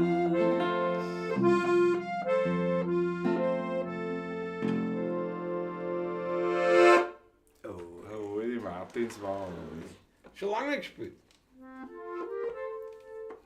Da ist eine Fonte. Meine Herren, jetzt einmal ein Kompliment, ihr spielt so vom Herz, da kriegst sogar ich wieder einen Durch. No. War nichts mehr drin. Ich glaube, du bekommst überhaupt Latschenverbot. Reiß die Zaun, braver Ackerl. Ganz laut, heute tut's mir, sagt der Wolfgang. So schön lyrisch, die Mägepemperten. Da muss ich echt auch eine Lanze für die Brokkoli-Liebhaber brechen und sage, mit Speck geht das absolut. Muss ich sagen, ich habe einen Brokkoli jetzt ganz gern eigentlich. Nicht? Ja. Ja, Also, Man, schau, als Suppen geht bei mir alles. eine Suppe sowieso. Also Suppe esse ich jedes Gemüse, da gibt es wirklich nichts, was ich nicht mag. Schmeckt mir alles, so fein es kommt wirklich drauf an. Also Brokkoli ist grundsätzlich eh nicht schlecht. Das ist schon richtig. Aber beim Brokkoli ist schon ein Gemüse, wo ich viel Fett oder was brauche. Also der Brokkoli ist gerade einer Also für mich. Butter oder Gras Gar oder nicht viel braucht das, aber der Brokkoli für mich so einen intensiven Eigengeschmack hat, nämlich so wie Ja, ein Kaffee, ja, und so, das ja. ist so. Ja, aber Kaffee ist was anderes. Der Brokkoli, das ist, also vor allem die Stangeln, das hat für mich null. Also das Das hat nichts. Also für mich gar nicht. ja. Kaffeeoli ganz anders. Das hat also ganz einen Geschmack. Ne? Aber beim Brokkoli, die Roseln, ja, aber eben, nein, mit viel Fett, also jetzt muss Ja, ich ja, weiß schon. aber so Nein, ich das weiß schon, mal- was du meinst. Ich weiß schon, mit was du meinst. Käse zum Ja, ja. Beispiel, nicht? Oder, Ja, eben ja. mit einem Butter, also so ordentlich Schädling. Ganz schon. Aber am liebsten hätte ich es, wenn, dann als Suppen. Da ist es am liebsten. Muss ich sagen. Aber ja, ist natürlich eine Geschmackssache. Und auch eine Gewohnheitssache auch. Ne? Das wahrscheinlich auch, ja. Aber ich meine, Das wahrscheinlich auch. ich sag mal, wahrscheinlich auch bei dir, wenn ich hinstelle, Schweinsbraten oder Brokkoli, Wäre mein willst du einen Schweinsbraten nehmen. nehmen. Nicht? Also Mit das- Brokkoli ist Beilage zum Beispiel, könnt ihr essen, ja. Kein Problem damit. Ja, Ist gut. das bringe ich ja. Ist jetzt nicht üblich, aber, Gar nicht eigentlich. Aber- Sauerkraut aber- ist besser. ja, aber Brokkoli, warum eigentlich nicht? Ne? Aber ich sag nicht, das ist halt das ist immer die Sache. Ne? Am besten ist es Rindsgemüse im Tellerfleisch. Jawohl. Sehr blöd, nüchtern höre ich halt doch jeden Fehler. Ja, es stimmt.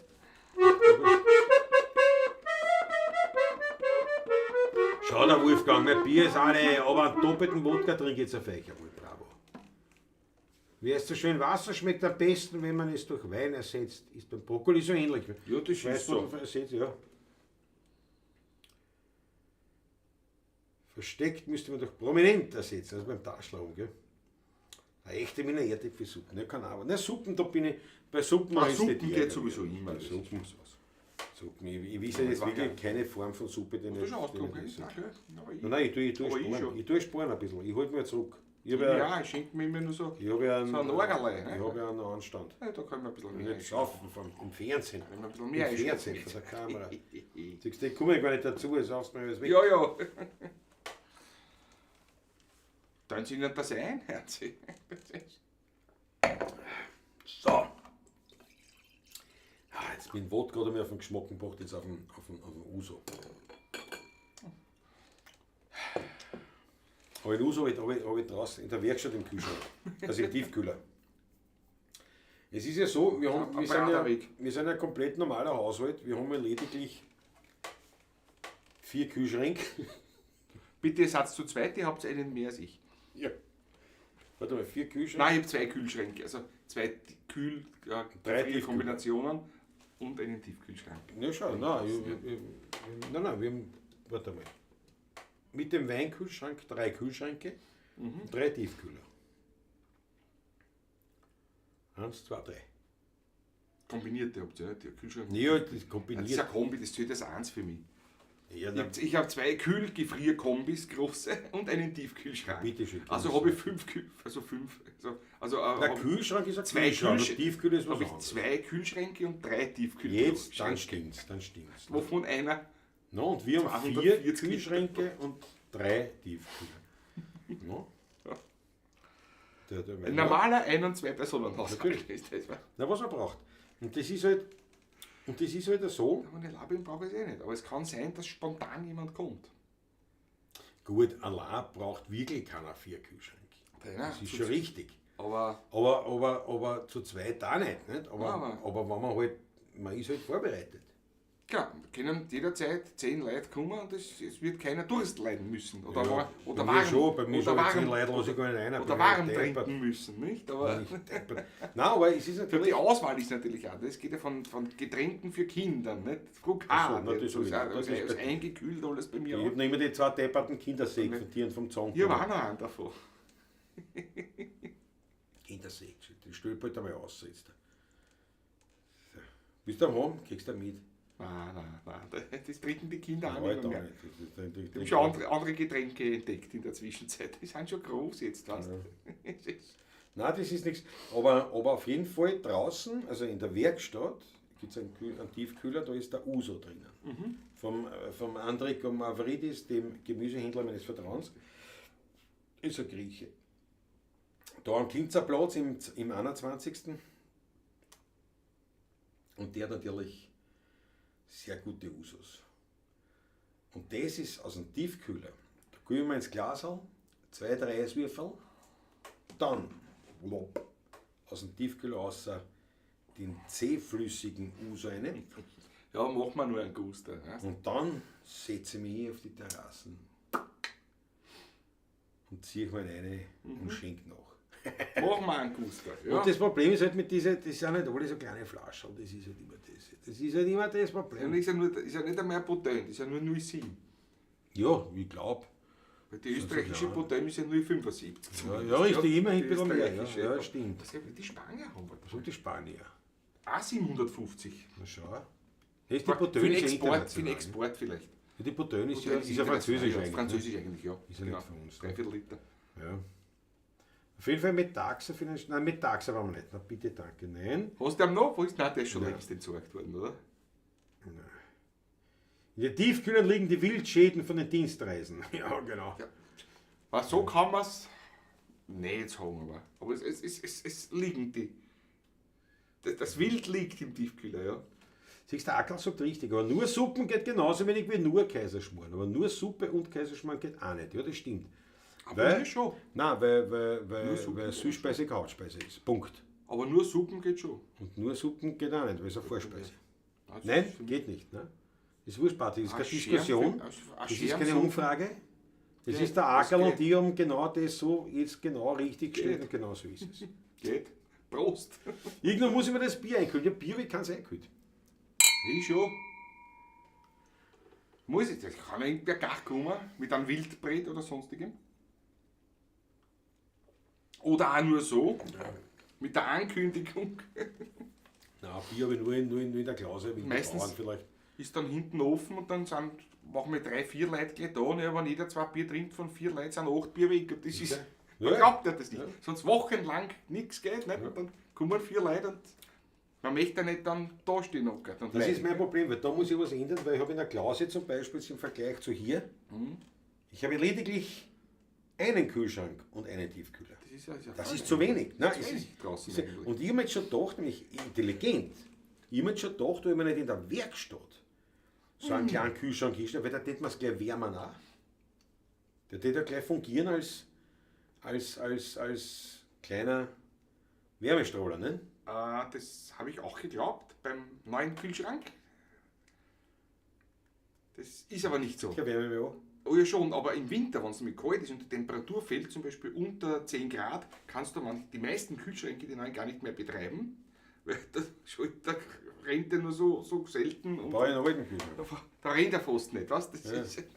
Und vor allem, wenn es auf 4 Grad eingestellt ist, der Kühlschrank, und es hat 4 Grad in der Werkstatt, rennt er nicht, also harzt er nicht. Also, im Sommer harzt er, das ist super, weißt du? Ja, das ist. Harzt er den eigenen Raum, nicht? Ja, das war meine Überlegung. Ja, das ist im Winter leider, Geht daneben. geht daneben. Daneben. Na gut, aber, wenn ich das im Stirnhaus hinstelle, einen Kühlschrank, dann geht das. Das kannst du schon Gut, sagen. das sage ich jetzt einmal, aber wenn ich nicht da bin, Relativ, ja. dann geht es auf 10, 12 Grad vielleicht. Viel harzen tut er nicht, der Kühlschrank die Neichen mehr. Aber die Idee war nicht schlecht. Ich finde, die Idee war grundsätzlich gut. Stimmt schon, ja. Klause, in der Klause schickst du alle zum Marvihof. Ja, das mache ich aber manchmal muss ich wen versuchen. Und ich trinke selber, ich trinke kein Bier außer in München. Es kommt, ja. Es Ich kommt, trinke also, du eigentlich trinkst eins kein mit schon Bier. auch. Ganz selten, ja. Oder beim Wirten, weil ich trinke ich eins. Ja, Dann trinke ich eins. Ja. Ab und zu. Nein, es gibt schon, also ich trinke schon. aber ich trinke schon dahinter Bier. haben kannst Aber ich du. trinke so selten, also wirklich So, selten. ja, ein ja. Bier. Deswegen sage ich immer, das ist ja nicht einmal ein Scherz, das ist in München. Nein. Die paar Das ist Tage, wirklich das versinnfacht mein Konsum, weil heißt. das Bei Ganze, beiden ich gar von nicht uns. nichts trinke, kein Bier Beiden von trinke. uns. Ja. Und das, aber ich trinke schon sehr gern, aber wirklich sehr selten. Und jetzt habe ich eigentlich dort nur, jetzt habe ich halt immer wieder, ja, aber eben, wie du sagst, jetzt hast du 6.000 oder was eingekühlt. Kommen 2 Leute, das ist schon zu Nicht schön. kommt einer, das reicht schon, nicht? Das ist schon eng. Weißt du, aus. das ist- Ja. Meine Freunde saufen wie neue Bootschwimmen. Prost, bravo auf deine Freunde, das passt schon. Das soll dir nur auschecken, ordentlich. Ja. Sagt der sagt, daheim trinke ich ja nichts. Ja, aber es stimmt wirklich. Du meinst, wie es mit Uso, das ist eine Riesenausnahme. Riesenausnahme. Ja. Die Garage heizen, damit der Kühlschrank läuft. Ja, genau. Ja, ich meine, in der Garage, es war halt nicht kein Platz. Aber also dort in der Werkstatt, das war schon sinnvoll. Im Sommer überhaupt. Weil wann, Da ja, kann man- da weil weiß ich, wann, tut das weil offen. wann ich wem, oder wann, weißt, wann sich was ergibt mit jemandem, dann dort. In der Werkstatt. Ja, Klassiker. auf der Straße. Ne? Ja. Ah, ja. Wenn du die Cover verkaufst im Bagger, besorgt hast dann grob einen Weinkeller. ist alles schon im Hinterkopf. Harry, alles schon im Hinterkopf. Ja. Ich trinke mein Bier nur zu Hause, ne? Siehst du, zu Hause trinken kannst. So ein Gulasch geht ein Bier, obwohl bei der Landpartie jetzt auch noch mit Spritzer geschmeckt. Ja. Hätte sogar ein Bier auch gegeben, also definitiv. Jetzt Ja. auch gehen, ja. Alexander Hauser hat die Ein eigenes gebrautes sogar. Ja, wirklich? Aus dem Weinviertel, ja. Ah ja, Ja, von Storchenbräu, glaube ich. genau, so irgendwie, ja. Ja. Ich muss meist mit dem Auto fahren und wenn ich fahre, trinke ich nicht. Ja, das stimmt. Nein, ich trinke eigentlich, nein, wenn ich fahre. Ich trinke daheim kein Bier, ich trinke wenn dann mal beim Wirten, aber wenn ich fahre, ja, das kann schon sein, ein Bier. Das kann schon sein. Da trinke ich, wenn ich spülen fahre, trinke ich eher nichts. Eher nichts, ja. Aber genau. wenn du sagst, ich bin wo wirklich, wir sind, weiß ich nicht, Familienfeier oder was, dann könnte es passieren, dass ich ein Bier trinke. Aber das fällt wirklich, also das Na, vor allem da, diese Familienfeiern, da trinke ich sogar 2 Bier am Anfang, weil das fängt um 11 Uhr Vormittag an, um halb 12 und bis wir heimfahren ist 4, 5 Uhr auf die Nacht. Also sind die 2 Bier. aber das habe ich glaube, also Die sind gut, ne? maximal ein Bier, aber ich muss sagen, schau, ich kenne das, das haben wir mal mit den Herren Polizisten haben wir das einmal den Spaß gemacht mit Testen. Mehrfach sogar, ein paar Mal getestet, ja. Und da habe ich schon also Polizisten, ordentlich ja. trinken können. Also da wäre ich definitiv nicht mehr gefahren. Ja, ich auch Und nicht. ich war noch weit unter den 04. Ich habe Weit. hab da irgendwas gehabt von 0,36 oder so irgendwas, und habe mir gedacht, ich fahre keinen Meter jetzt mehr. Ne? Ja, aber ich kann mich echt denken, ich habe es echt Bist gespielt. eigentlich fahrtauglich. Also, Ich habe es echt gespielt und ich war 0,2 irgendwas. Und ich dachte, die hätte mir einschränken. Der Kiewer sagt zu mir, ja, weil ich sage, woran liegt das? Das gibt es ja nicht. Sagt er, ja, bei vielen ist das schon Training auch. Und Statur da gesagt. Also, und Statur kommt dazu, wie viel Kilo hast du? Ja. Mein lieber Freund, mit denen wir das gemacht haben, mit privat an einem Sonntagvormittag, sind stehen geblieben. Ja, ich will einen Test damit. Geh, wir machen so ein Theater, mein Nachbar, und ich geh Bock aus, aber lass uns blasen. Wir haben gerade das zweite Bierli gehabt, Sonntagsbier, ne? So Dings hinten. Nach die 2 Bier, 0,05 oder 0,1 oder was. Wir haben noch ein Bierli getrunken und noch eins und dann haben wir 4 Bier gehabt und ich habe 0,36 gehabt, nach 4 Bier Vormittag. Auf nüchternen Magen, wohlbemerkt. Im Vormittag, das musst du am Abend probieren. Wohlbemerkt. Also das hat mich eigentlich erschüttert, weil ich dachte, vorher heute nicht mehr. Aber ich sag's nüchtern am Morgen, das war bei mir auch jetzt am Samstag. Da habe ich schon gedacht, habe ich die Ehre, weil da habe ich dann irgendwann um 2 oder was ist erst mal was gegessen. Ich dachte, das war nicht schlecht, nicht? Was ist denn das? Ja, das war das Gleiche bei mir. Ich dachte, das war dann super um 2. Hoch, mein Freund, sagt er nicht richtig. Wir in Oberösterreich trinken nichts und wenn, dann oft und viel. Ganz genau. Wolfgang ist ja dann mit Concorde gleich gekommen. Ja, Concorde ist nicht werden, aber irgendwas graue Ei drum. Irgendwas graue Ei. Im Krokodil, Alter. Klasse. In Grönland ist ein Kühlschrank doch ein Ofen, oder? Sagt der Markus Piston. Der Acker ist ja gut. Wenn man sich fragt, ob man noch fahren kann, sollte man das Auto stehen lassen. Ja. Ja, ich muss wirklich sagen, die Jure natürlich selbstverständlich ist ja, es steht ja absolut das gesetzliche Limit mit 0, was? 0,5. 0,5 Promille. De facto passieren die ganzen schweren Unfälle mit 1,5, 2 Promille und so weiter. Ja. Aber unabhängig davon jetzt von diesen Gefahren, die man davon ausgehen, die Gefahren gehen immer aus. Aber der Punkt ist schon der, man muss die Kirche im Dorf lassen. Und ich sage einmal, jetzt echt wirklich einmal. Also in der Stadt besoffen fahren, verstehe ich wirklich nicht. Weil also in der Stadt, also damit meine ich jetzt Wien, Ja. wahrscheinlich auch Graz, Linz, Salzburg. Nimmst ein Taxi. Das dort kriegst du eins. Am Land kriegst du kein Taxi. Das ist nicht so wie da. Ja, da muss man eins bestellen, schon im Vorfeld, und der muss dann sagen, ja, das ist um 23:30 Uhr ist das Taxi gestellt. Das ist hetzlos. Du kriegst kein Taxi auf. Ja, ich kann da nicht mehr fahren, ich rufe mir ein Taxi. Das gibt es am Land. Nein, das geht nicht. Also habe ich persönlich, auch wenn das öffentlich gesagt ein Affront ist, ich sehe das echt nicht so. Es kommt darauf an, es kommt wirklich darauf an. Wie führt man trunken, wo ist man, wohin fährt man. Ich meine, wenn ich dann von Wiener Neustadt nach Aschbang fahre, das ist zu weit. Das ist echt zu weit, finde ich. Aber wenn ich von Brenner gescheit, weiß ich nicht, keine Ahnung, fahre nach Brenn oder nach Kapellen, ja was? fährst lang, ich meine, angesoffen, ich weiß schon, was ich meine, hoffentlich. Ja. Ich weiß schon, was ich meine. Also ich finde schon, man muss die Kirche im Dorf lassen und dann halt sehen, okay, was heißt angesoffen Autofahren. Ja, genau. Das ist eben, was ich finde das teilweise ein bisschen übertrieben und lustigerweise, obwohl es ein schwieriges oder auch ein echtes Thema ist, weil natürlich die alten Unfälle und alles, das ist ein Wahnsinn. Nur wie du richtig sagst, mein Bruder war Kiewer und der hat das auch gesagt, diese Unfälle, die passieren mit Angesoffenen, also Angesoffene. Genau so ist es. Nicht 0,8, 0,9, nein, die sind richtig angesoffen. Genau. Da sind die Unfälle. Mein bekannter Freundeskreis, ein paar Kiewerer nämlich, und dadurch weiß ich das, dass diese ganzen wirklichen, die den Unfall verursachen, jenseits von was sind. Ja? Genau, ist eine Fonte. Auto stehen lassen, das Motorrad setzen. Herr Wolfgang hat irgendwie mit den Ausdruck Ofen anders in Erinnerung. Ja, das genau, der Hochhofer sagt richtig, wenn du in der Stadt fett bist du ein Land der Fahrer. So schaut's aus. Ja, aber es ist wirklich, wie gesagt, und es ist halt, es kommt wirklich einfach drauf an. Und dann war es leid und dann ein bisschen Hausverstand dabei. Ja, genau.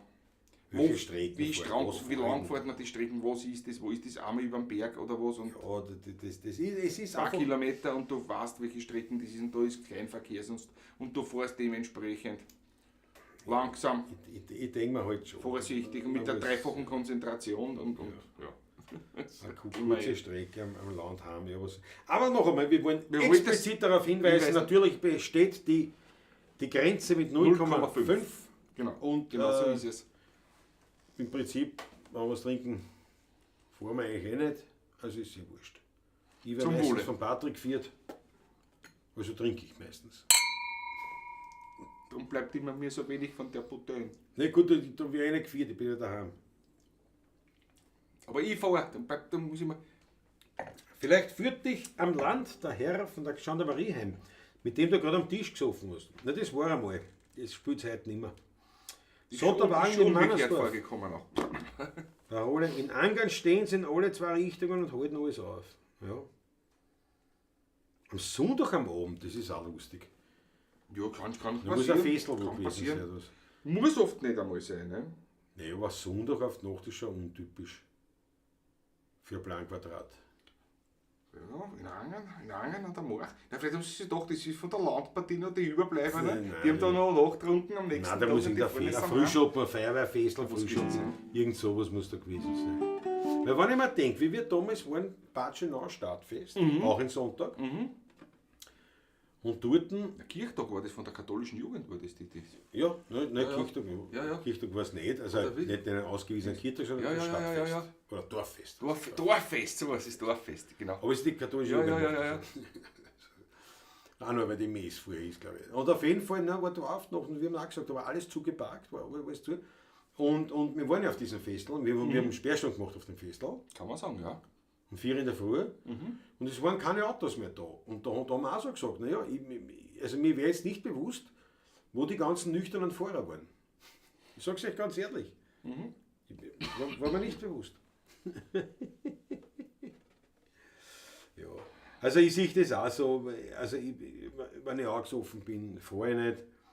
Und ganz ehrlich, wenn ich jetzt beim Mavihof was getrunken habe und zu mir umfahre, also ich bin ja nie angesoffen nicht vom Mavihof angesoffen, umgefahren, nicht, aber ich sage einmal, aber da schaue ich ganz ehrlich gesagt wirklich nicht. Weil die paar Meter ich weiß, jetzt kommen da ja, gerade auf den paar Metern kann was passieren. Ja, das ist wie wenn ich über den Waisenhausberg von Mistel über den Waisenhausberg heimfahre. Das sind auch die paar Meter. Deswegen hat Du sie bist nicht. mitgefahren. Ja, nicht. Das ist ja. Nein, man muss wirklich ein bisschen Nein, den Hausverstand walten lassen. Ja. Ja. Bin mal vom Tschesslin nach Wiener Neudorf zu Fuß gegangen. Zu Hause war ich dann nüchtern, das glaube ich. Nicht der ganze Rausch beim Teufel. Ein Heuriger war er, jawohl. Am heftigsten ist Kindergeburtstag, definitiv, der Ulrich. Einmalig. Na ja, Meine Leute. Lieben, ja, pass auf, die Botelle ist geleert. Warte, ich schluck noch einen Schluck Wasser. Bouteille, sag ich nur. Was? Die Botelle ist geleert. Nächste Woche ist der Zierensack Doppler dran. Jawohl. 100 Stück. Es ist eigentlich eher Wahnsinn, dass man das, ja, wer weiß, wie viele den trinken werden überhaupt. Weil 100 Doppler sind aufgelegt. 100 sind aufgelegt worden, ja. Jetzt da, also das ist ja quasi wirklich ein Sammlerstück. Und die Frage ist wirklich, ob das die meisten einfach stehen lassen, weil, na, das ist was Besonderes. Schaut einmal hin. Vielleicht sind wir die allerersten, die den Doppler lernen nächste Woche. Nein, wir haben ja schon am Samstag angeleert. Von den da? Ja, freilich. Der Roland hat einen ja, am das Tisch schon- gebracht. Ja, genau. Natürlich, selbstverständlich haben wir schon Richtig. angeleert. April. April? April, genau, ist ja der Roland mit seinem Doppler dahergekommen angefangen. Ja, stimmt. Ja, jetzt haben wir nicht die ersten. Na gut. Ja. Nicht in einen Strudel reinreden, genau. Bei der Wiki bekommst du Milch, dann kannst du so viel saufen, wie du willst. Ja, das stimmt. Das stimmt, ja, das ist Dings, ja. Nein, man muss wirklich das ein bisschen, ich finde, das Augesoffen fahren ist ein Blödsinn und ist wirklich nicht notwendig. Aber eben, wie gesagt, unter gewissen Umständen, gewisse Situationen, nein, tut mir leid, da muss man auch sagen, ja, man soll nicht päpstlicher sein als der Papst. Aber das Problem sind halt genau die Leute, die kein Moos und Ich Zücken. glaube, Dings, ja, genau. Das ist ja das Problem. Ich weiß aber genau, bei uns am Weg auf in meine Rotte, da ist ein Bauernhof, da ist eine Straße, das ist unsere Straße zu mir auf. Da ist ein Zaun und da ist ein Hähnerstall. War einmal, da ist War steht einmal, jetzt das woanders, ist aber da war ein woanders, ja. Händelstall. Und nein, jetzt genau. Und dann haben sie den Händelstall weg an den Zaun, weil in damaligen Zeiten, ich gesagt, alle, was zu mir aufgefahren sind, damals, alle angesoffen, der Zaun war immer hin, der Händelstall war immer hin, weil sie alle reingefahren sind dort. Sie sind alle reingefahren und am besten war die Geschichte, wie er gesagt hat, ich in der Nacht, Herrn Schäberer, schau beim Fenster raus, ist mir der XXX, ist mir reingefahren in den Zaun, steckt da quasi im Gatsch im Feld, mit dem Auto fest, ne, und ich sehe, wie der aussteigt, schaut, Auto andreht, Licht andreht und geht. Und ich dachte, nö, er hat ja gewusst, wer es ist. Ne? Ich dachte, ich bin gespannt. Na, in einer Stunde später, weil es dann schon eine Hartschaufe, hört er wieder einen Lärm, ist ein Traktor gekommen. Ist er gekommen, aber mit seinen Brüdern und hat das Auto geborgen. Das Auto ausgezahlt mit dem Traktor, wieder heim, wieder weg. Eine Dreiviertelstunde später hört er wieder einen Traktor. Sind sie gekommen mit Material Mit und Maschen. haben den Zaun Mit repariert. Hädelzaun und den Zaun repariert. Den Posten eingeschlagen wieder. Zwei Fette haben dort original gesagt, aber einmalig. Aber die haben nicht einmal angeklopft, angehört, irgendwann was gesagt, aber sie haben einfach den Zaun Man hat es repariert. einfach wieder gemacht. Die haben den Zaun und sind wieder gefahren. Also, ja, ich sind, ganz ehrlich, das sind auch Geschichten, über die man lachen kann. Ja. Ja. Und Wir natürlich, schon. ja, wenn es wieder heißt, ja, aber der kann genauso gut wie ihm erwischt und hin und ja, es ist gefährlich. Du kannst ja selber auch weh tun. Oder du Das verursachst steht der ja Futter mit dem Schäden. Zaun nachher noch aufgeschaut. Da steht das Futter, hätten sie sich da weh da dabei. Ja, Dann ja. löst das nach. Nein, aber, man, Ja, aber das ich finde, weißt, das aber- waren noch echte Männer, nicht? Die haben, weißt du, es ist ein Ehrgefühl. Hoppala, den habe ich jetzt in den Zaun gehauen. Jetzt darf wir mal das Auto bergen. Und dann müssen wir zurück. Und sie haben das Material schon gehabt für das. Das Das ist wird alles Material. dabei. Gut, die haben auch einen Händlerstund, den Händlerzaun haben sie Ja, da aber auch noch, trotzdem, den ja. Viecherzaun, Das der kommt schon da. das schön repariert, habe ich gesagt. Also ich hätte das auch gemacht, aber jetzt am nächsten Tag gemacht. Nein, die haben das gleich erledigt. Das bevor er aufwacht, dass er nichts mitkriegt. Aber er hat das alles hat er eigentlich beobachtet, ja. Das sind ja die Geschichten vom Land, was soll man sagen. Ja. Was ist für ein Doppler? Was gilt für ein Doppler? Eine Bouteille, die man nicht trinkt, ist sinnlos. Richtig Doppler. Ein Doppler ist sowieso was Definitiv, Besonderes, ja. Der erste Doppler habe ich mit Werner, Kater und Andi genossen am Freitag. Der Hochofen. Also, das sind schon ein paar, also ich weiß gar nicht, ob da überhaupt Doppler verkauft worden sind. Ich glaube, die meisten sind selber gecheckt worden. Scheinbar. Scheinbar ist das so. Und jetzt So, wo wir ich das sind so falsch mitkriege. informiert, dass es nur 100 waren. Also Hunderte, die in den Handel kommen. Ja, vielleicht, nicht? Das gibt es immer zwei Möglichkeiten. Ja, und 3000 sind am Kohleberg draufgegangen. Also, meine Herrschaften, wir sagen Dankeschön. Wir haben uns sehr gefreut, dass ihr wieder dabei wart. Wunderbar. Wir hoffen natürlich, einander wieder zu sehen. Morgen, wie steht's auf unserem anderen YouTube-Kanal 16er Burm Insights? Ist natürlich Montag bis Freitag, so auch morgen um 9 Uhr Livestream, wo wir ein bisschen plaudern, Jawohl. wo wir uns unterhalten. Und quasi die Morgensendung. Und dann wie gesagt, nächste Pawlatschen bereits aus der Klause, Ja, genau. wenn alles glatt geht, muss man auch sagen, da weiß ich nicht, was dazwischen kommt, mit den Gästen Michel und Chantal. Ich freue mich schon drauf. Ich freue mich riesig drauf. Und dann haben wir, ja, das müssen wir schon ankündigen, weil natürlich es hieß, das nächste Konzert ist am Donnerstag, den Nein. 5. beim Taschler. Au contraire, es ist bereits am 4. Richtig. Ja. Aber nicht der Taschler, sondern das nächste Konzert. Ja. Infos folgen und zwar ein Gemeinschaftsgeschichtel. Wir bringen einen ganzen Haberer, kommen zusammen, einige und machen einen Remasuri mehr oder weniger auf Wienerisch. Der Hans Ecker ist dabei, der Manfred Gromi, der Bärfler Michi, der Kuschelot, der Gradinger Freidl, glaube ich. Waren wir schon ratschen gerade? Ich Ja, weiß nicht, ob ja, der weiß ich, der ja. Fredel schon gehabt. Aber ich glaube, also auf jeden Fall Aber eine ganz die- wirkliche Partie. Ist noch nicht auf der Homepage, es ist eine kurzfristige Geschichte, die ausgemacht worden ist, die aufgestellt worden ist. Am Mittwoch, den 4. wird morgen, spätestens übermorgen auf der Homepage stehen mit allen Daten Ja. und Fakten.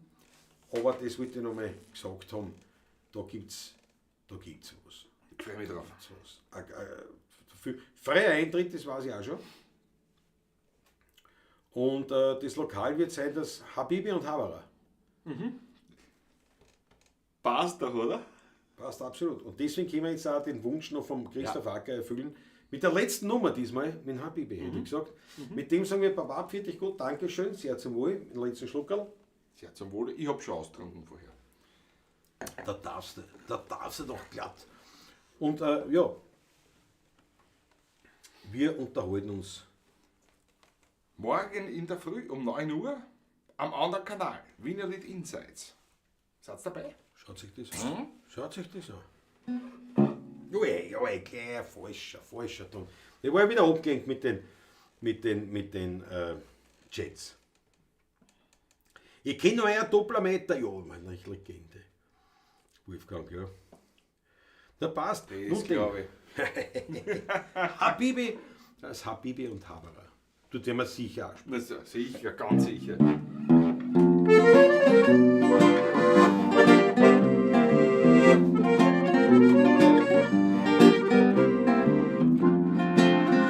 Jahre wohnen wir im gleichen Haus.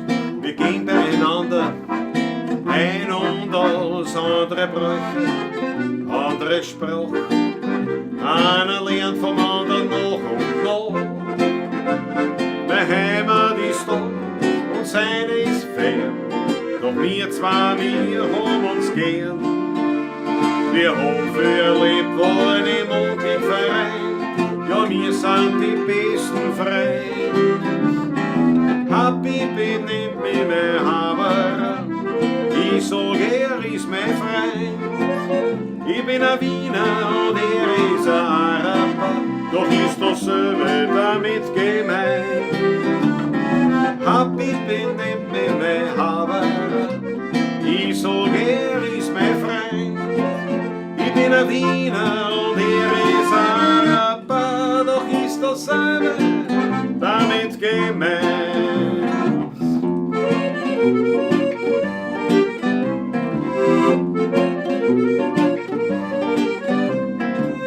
Unsere Kinder gehen ins gleiche Glas. Sie spielen miteinander und sie haben viel Spaß. Andere sitzen und andere sitzen. Aber wir zwei haben das schon lang vergessen. Wir und seine ist fern. Aber wir zwei, wir haben uns gern. Wir haben viel erlebt worden im Musikverein. Ja, wir sind die allerbesten Freunde. Habibi nennt mich mein Haberer. Ich sag, er ist mein Freund.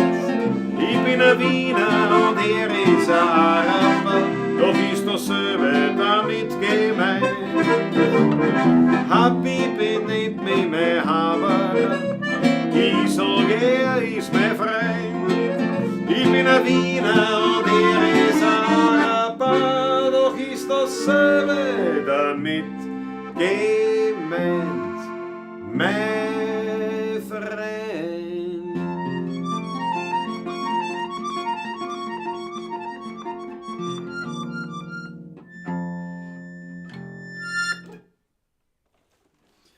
Alles Liebe. Pfiat euch gut, Papa. Viert euch macht's es gut.